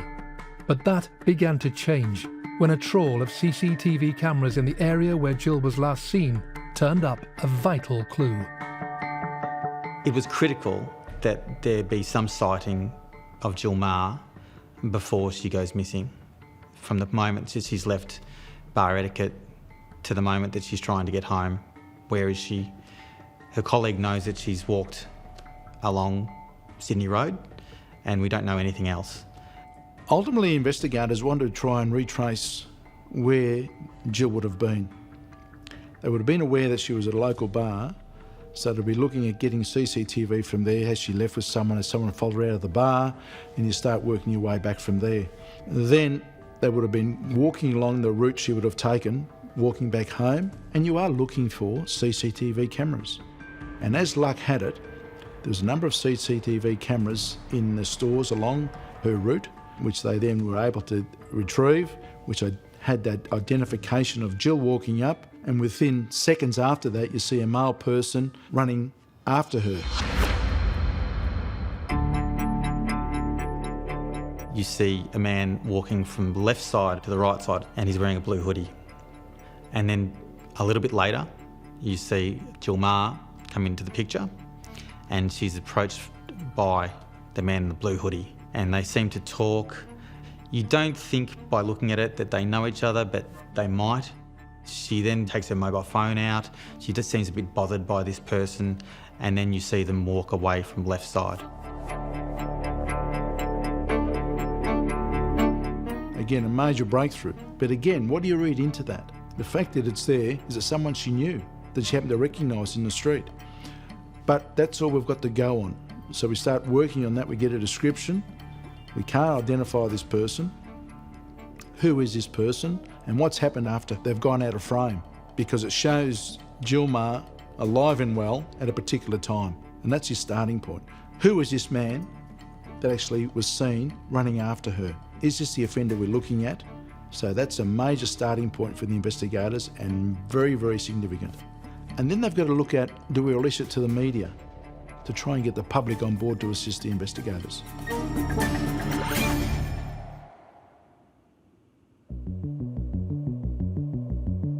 The CCTV footage changed the whole nature of the investigation. It showed that Jill did interact with other people on the way home. It also showed that she did leave the bar and probably intend to walk straight home because it was on the way home, the bridal shop from which the footage came from. It showed a man in a blue hoodie. He became the blue hoodie man. And at once, everybody needed to know, who is this man in the blue hoodie? It changed everything. He became, from that moment that footage was aired, he became the likely man of interest that everybody wanted to know about. What did he know, and did he have something to do with her disappearance? As police scoured hours of CCTV footage for more glimpses of Jill, other detectives have been searching the surrounding area for more clues. Police initially searched the area around the laneway off Hope Street in Brunswick and didn't find much of much note. They subsequently searched it again, I think, on the Monday morning, and they found Jill's handbag, which contained a lot of items, including her ABC ID badge. Convinced that Jill's handbag, found in the alley, would lead to the killer, police were keen to understand how it had suddenly reappeared near the location of her last known sighting.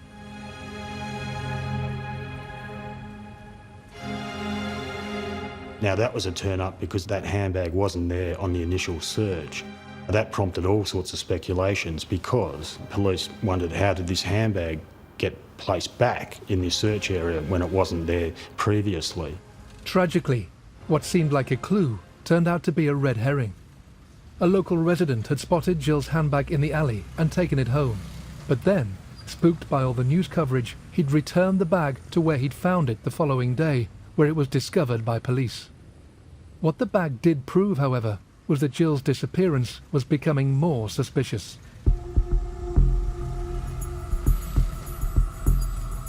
I think some people feared the worst from the start, and I think when people accepted that Tom's story was very sincere, people started to wonder what the hell had happened. As the week proceeded and no information was forthcoming about Jill's whereabouts, I think a lot of people began to fear the worst. Once they've got the bag and once they've got the CCTV, there's very little doubt in investigators' mind, and I think anyone who was close to the case as a journalist or anyone watching it very closely thought there's something very wrong, because it's not like someone like Jill Maher to just disappear. And the other thing is she's not using her phone and she's not using her bank cards or bank accounts. So we go to someone that's probably met with foul play very quickly in this scenario. In an effort to move the investigation forward, detectives turned to technology. The investigators would have been looking at Jill's phone, her mobile phone. Has she made calls? When she made calls? Is it still operative and what's happening with it? Can we identify the location of it? The amount of phones were bouncing off the same tower at that particular time. There would have been hundreds upon hundreds at that particular night of a Friday night, early hours of Saturday morning. It's painstaking work, but you've got to go through it. No one's going to come and hand you over the evidence. You've got to find it as investigators. And investigators are driven by getting the family's answers. What they discovered was that her mobile phone was in Brunswick until about 4:30 a.m. Now, they looked at where her mobile phone went after that time, and it travelled northwards, probably along the Tullamarine Freeway. At that stage, the investigators were able to cross-reference the time of her phone pinging off a tower at Moreland Road to all cars going under the gantry along the Tullamarine Freeway, the gantry being the toll point, which photographs motor cars. And what they discovered by going through those number plates on those cars was that a well-known sex offender owned one of those cars that had gone through the gantry at about the same time that Jill's mobile phone started moving northwards. And so they tracked it back from there and came up with the name of Adrien Bailey. The mobile phone signal had been linked to a dangerous sex offender. The pressure was now on to track him down. With Jill Maher now missing for almost a week, detectives were keen to make an arrest and finally find an answer to the question, what had happened to her?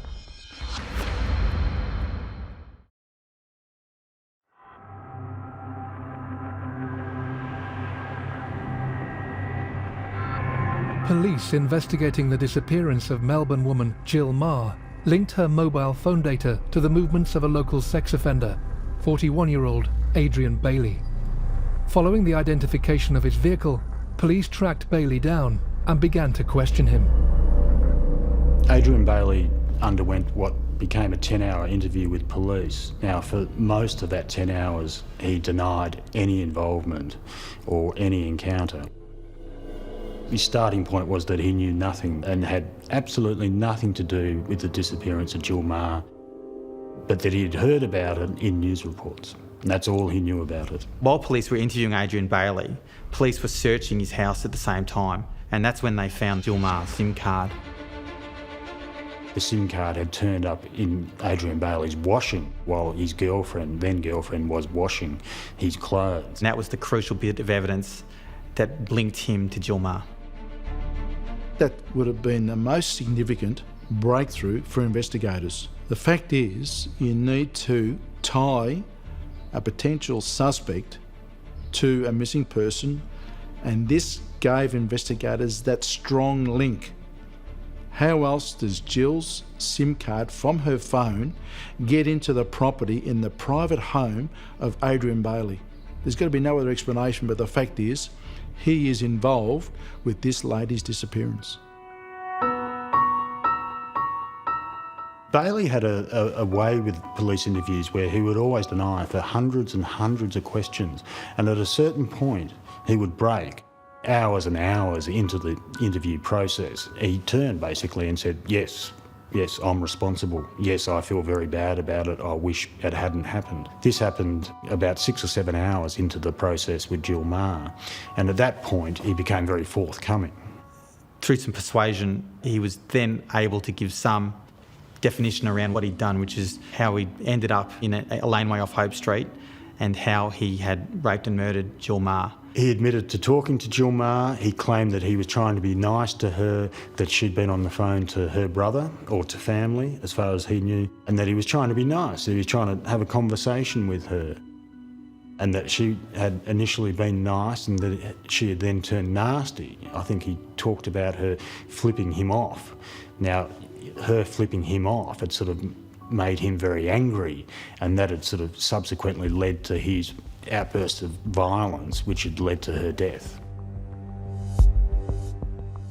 After Bailey killed Maher, he went home, got his car, and then drove back to retrieve the body. He had put her in the boot of his car, driven her along the Calder Highway to a place called Gisborne South in a dirt road, and he had buried her in a shallow grave at that site. To me, this shows a lot of planning, a very solid attempt to avoid detection with a view to protecting his own interests. So police were able to get him into a police car. He was going to help them to locate the body, and they went up a lot of wrong alleys and roads trying to find where Jill Maher's body was.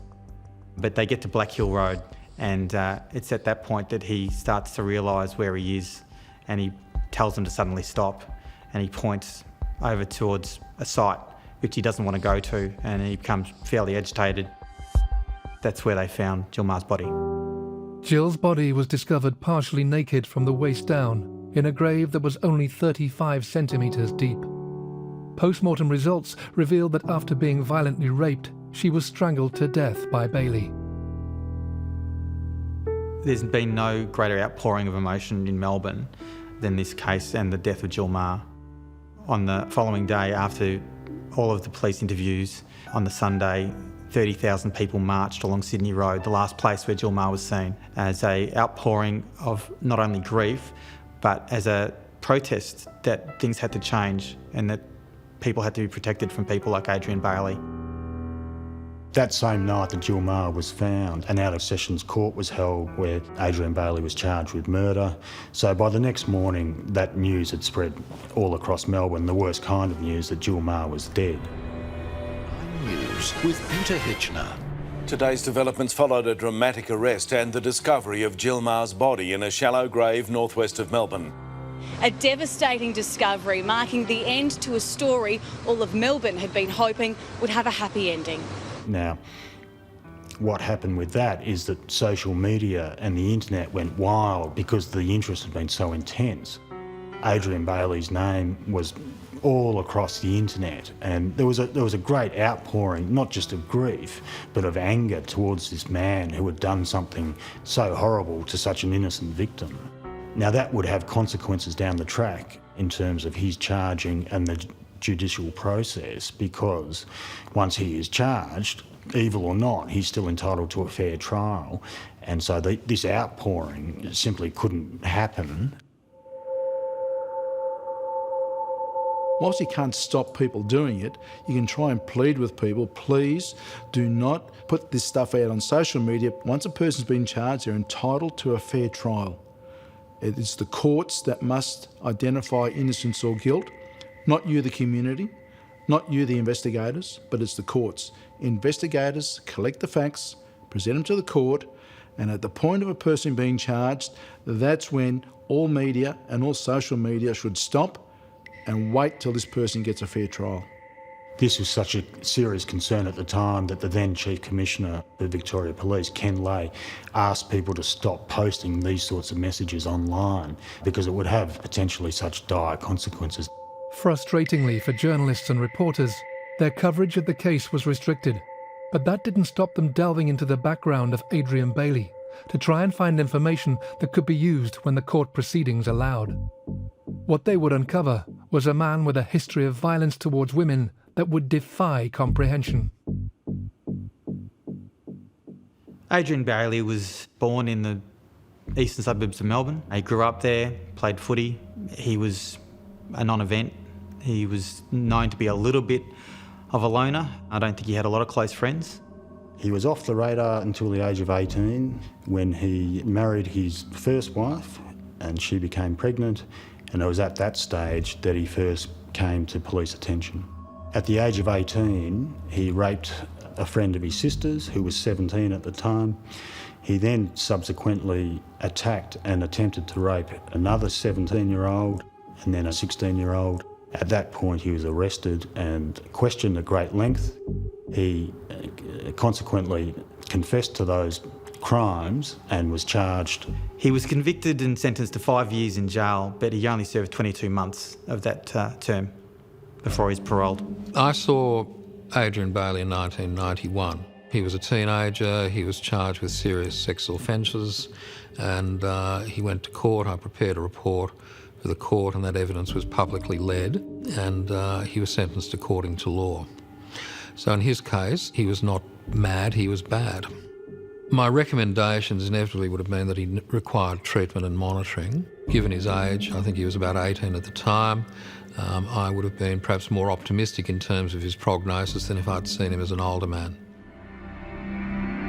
Bailey would go on to have 2 children with his first wife before they divorced in 1995. He remarried later that year and went on to have another 2 children before that marriage also broke down. For reasons we don't know, Adrien Bailey seemed to stay off the police radar for 6 or 7 years until 2000, when he started attacking sex workers in the St Kilda area. Between 2000 and 2001, he's known to have attacked 5 sex workers. His attacks all followed a very, very similar pattern. Each of those victims described a very, very similar means of attack. Due to some very good policing by St Kilda detectives who pieced together these rapes on these sex workers, he was eventually identified and questioned and interviewed at great length in about 2001. He confessed to those attacks. He told detectives that he considered the victims worthless. He said that he wasn't getting much sex at home at the time, and that motivated the attacks. He was subsequently charged with 16 counts of rape, and he was eventually convicted and sentenced to 8 years of non-parole. I think it was an 11-year full sentence. Parole is the conditional release of a prisoner into the community at a point of time either at the end of the prisoner's non-parole period or after that date has been reached and prior to the expiration of his actual sentence. In the case of Adrien Bailey, in 2002, he was sentenced to 11 years imprisonment with a non-parole period of 8 years for multiple rapes on multiple complainants. The 8 years was the non-parole period. He could not be released on parole until after he had served that time, which in fact is what happened. He then was released on parole in 2010. What happened next would shock the Australian public and the justice system to its core. One of the saddest things about this entire case is that Adrien Bailey shouldn't have been on the streets when he attacked Jill Maher. He was on parole and he'd breached that parole months and months earlier when he attacked a man in Geelong outside a cafe, breaking his jaw. He pleaded guilty to that, but he didn't like the sentence that he was given and appealed it. For some strange reason, the parole board didn't put him back in prison because they allowed him to remain out on bail while his appeal was going through the courts. The bottom line here is, had our justice system worked better, he wouldn't have been out in the streets and Jill Maher would be alive today.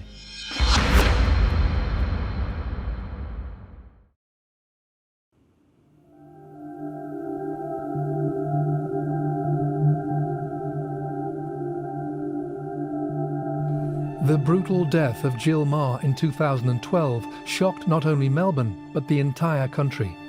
The man responsible, Adrien Bailey, a convicted sex offender, was charged with murder.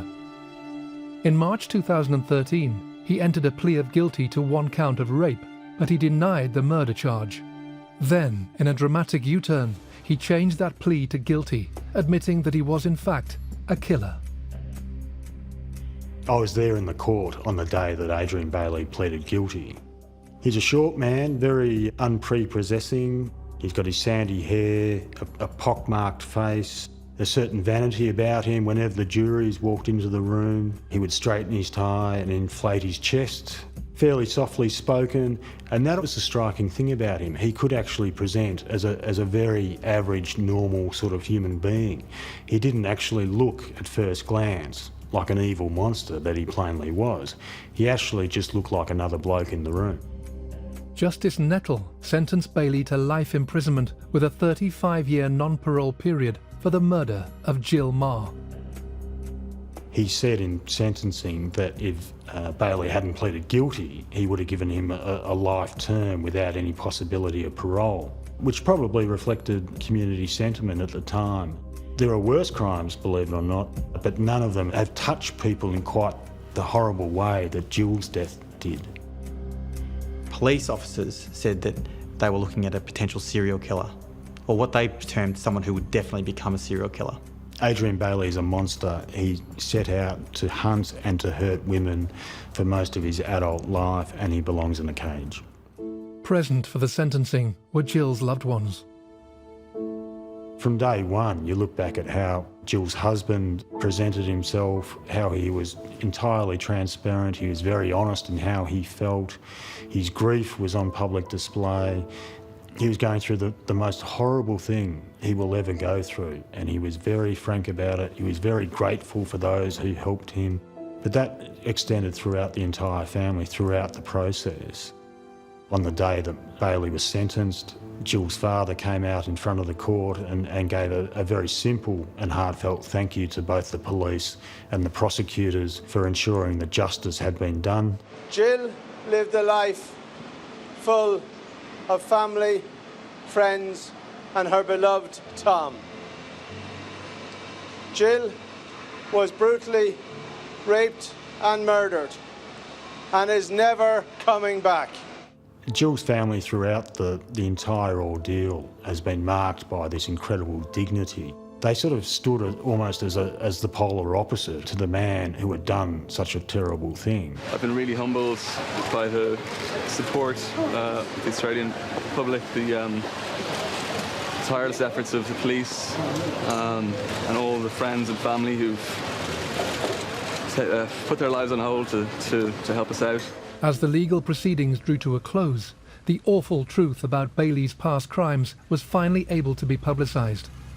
Following relentless media coverage, the trial and the revelations about the killer, even more victims came to light. Bailey had already been convicted of 16 counts of rape between the years 2000 and 2001. And now, following his murder trial, 3 more women came forward and accused him of rape. Cases that would eventually see Adrien Bailey back in court. The first was an 18-year-old sex worker from St Kilda who claimed that in the year 2000, Bailey attacked her. She claimed that she was on her 3rd job at the time, and she happened to be reading what was known as an ugly mug report, which was something that the sex workers circulated to protect themselves from the nasty clients at the time. And she was literally reading this report when Adrien Bailey pulled over, looking for her services, basically. She got into Adrien Bailey's car and she commented that there's a lot of bad guys that are in these streets, and he replied, "I'm one of those bad guys." And it was only years later, after the Jill Maher case, that she saw his face again and reported it to police. Unfortunately, the woman's evidence in the later trial was questioned, and her identification of Bailey was found to be unreliable. In April 2012, however, it was claimed that Bailey attacked another sex worker, again in St Kilda. Like most of his attacks, he took her to a laneway, trapped her, and basically spent a long period threatening her, punching her, and raping her. During the course of the attack, he showed a very distinctive tribal tattoo on his arm, and he told her that he attended the Phoenix Gym in Coburg. He basically gave her a lot of clues as to his identity for her to report to police. She eventually tries to kick her way out of the car and smashes the windscreen. At that point, Bailey said, "What have you done? I've only raped you." This, to me, indicates a complete lack of empathy, insight, and clearly desensitised to the process. In other words, these people are depersonalised. He doesn't understand the seriousness of it. Traumatised, she didn't report it for 2 weeks. She had a history of mental instability. When she subsequently did go to the police, she was drunk and unwell. They didn't take a statement at the time. They ended up sort of committing her for treatment because she was so mentally unwell at the time. This is a pity because it happened 5 months before Jill Maher was killed. In July 2012, less than 3 months before the murder of Jill Maher, Bailey would attack a Dutch backpacker, again in St Kilda. He had approached the girl by calling her over to his car and telling her that she was being followed. She thought he looked normal enough and heeded his warning and jumped in. He subsequently took her to a laneway where he took most of his victims in that part of Melbourne, trapped her against a wall so she couldn't get out, and basically spent half an hour violently assaulting her. They followed a pattern, these attacks. Sometimes he would cry, sometimes he would apologise, and sometimes he would cry and apologise and then rape them again. Very, very similar in the nature, all of these attacks. She was very clever, told him that, why not go back to my place, it'd be more comfortable there, and was very, very clever in getting away from him. She escaped when she got to the front door and had other housemates there and basically escaped his clutches. The great pity with this one is she provided a remarkable photo fit to police that looks almost identical to Adrien Bailey. Now that photo fit was out and about and on public display weeks before Jill Maher was attacked and killed, and you've only got to wonder, as some people do, if somebody had recognised Adrien Bailey from that photo fit, would Jill Maher still be with us today? In 2015, while in prison for the murder of Jill Maher, Bailey faced separate trials for each of these attacks. He pleaded not guilty to all of them and was found guilty on all counts. Bailey was sentenced to 18 years for the 3 rapes. However, in 2016, he successfully appealed his conviction for the attack on the St Kilda woman in 2000. The Court of Appeal cut his sentence by 3 years, meaning Bailey will be 83 before he can be considered for parole. In the aftermath of Bailey's sentencing, and after much public outcry over similar cases where the offender was released only to go on to commit further crimes, Australians began asking an important question: just how effective was the current parole system? The purpose of parole is to provide a structured, supported and supervised release for a prisoner to transition back into the community on conditions which are aimed at reducing that prisoner's risk of reoffending and encouraging his rehabilitation. There is always a risk. There must be. With any human being, there is always a risk, and the board cannot eliminate risk. But what the board attempts to do is to minimise risk so as to make it acceptable. It became immediately apparent when Adrien Bailey was identified that he had slipped through the cracks of the justice system, and it was clear right from the start that people needed answers. They really wanted to know, how did this innocent woman come to be killed by somebody who shouldn't have been on the street? There were all sorts of flags going up all over the place, and as we well know now, he was committing rapes on other victims, and yet he was still able, unfettered by any sort of authorities or any sorts of controls, to do what he did to Jill Maher. The Victorian government requested former High Court Justice Ian Callanan, QC, to undertake a review of the parole system and of the parole board. The principal recommendations are these: that 1, the paramount consideration in any decision-making, whether it be to grant parole, vary parole or cancel it, must be the safety and protection of the community. And that's the most important recommendation, I think. The second was that prisoners must take responsibility for applying for parole. This report draws a line in the sand. The culture of parole in Victoria must and will change. Adrien Bailey would be the most hated man in jail. Because of him, all parole doesn't happen at its earliest date. You have to apply for it now, and you won't necessarily be given it. You've got to basically earn it. Another important recommendation was the categorisation of a number of crimes into what are now called violent offences or sex offences. Any prisoner with a history of such crimes would require added scrutiny from the parole board.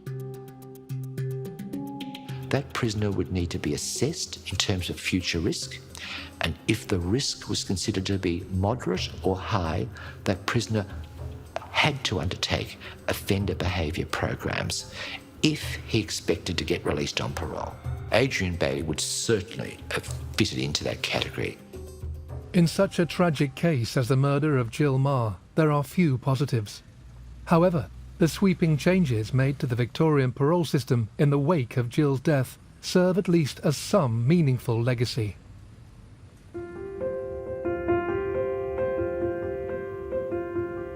I've often referred to the Jill Maher case as the catalyst for change. A Melbourne journalist, a very prominent one, recently wrote an article about the transformation of the board. And in the context of that transformation, he concluded his article by saying that the changes should be referred to as Jill's Law.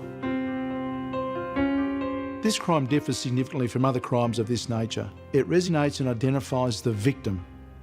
Other cases identified the offender. It goes by offender's name and people can relate to it. This is one of those rare cases that the media and the community resonate with the victim, and that's where we should be. I think the death of Jill Maher touched so many people because this sort of thing shouldn't happen in Melbourne. It certainly shouldn't happen anywhere, but Melbourne it considers itself a sort of big community, and it was something that gripped people at the time. I think everybody related to Jill Maher because she was a normal person living a normal life and does what we all do on a Friday night, not expecting anything like this could happen. She was only a couple of 100 metres away from home, and she is basically not suspecting a predator to be in her midst, let alone someone with his history. It was a random attack on a beautiful human being. It shouldn't have happened. The system should have done better by Jill Maher.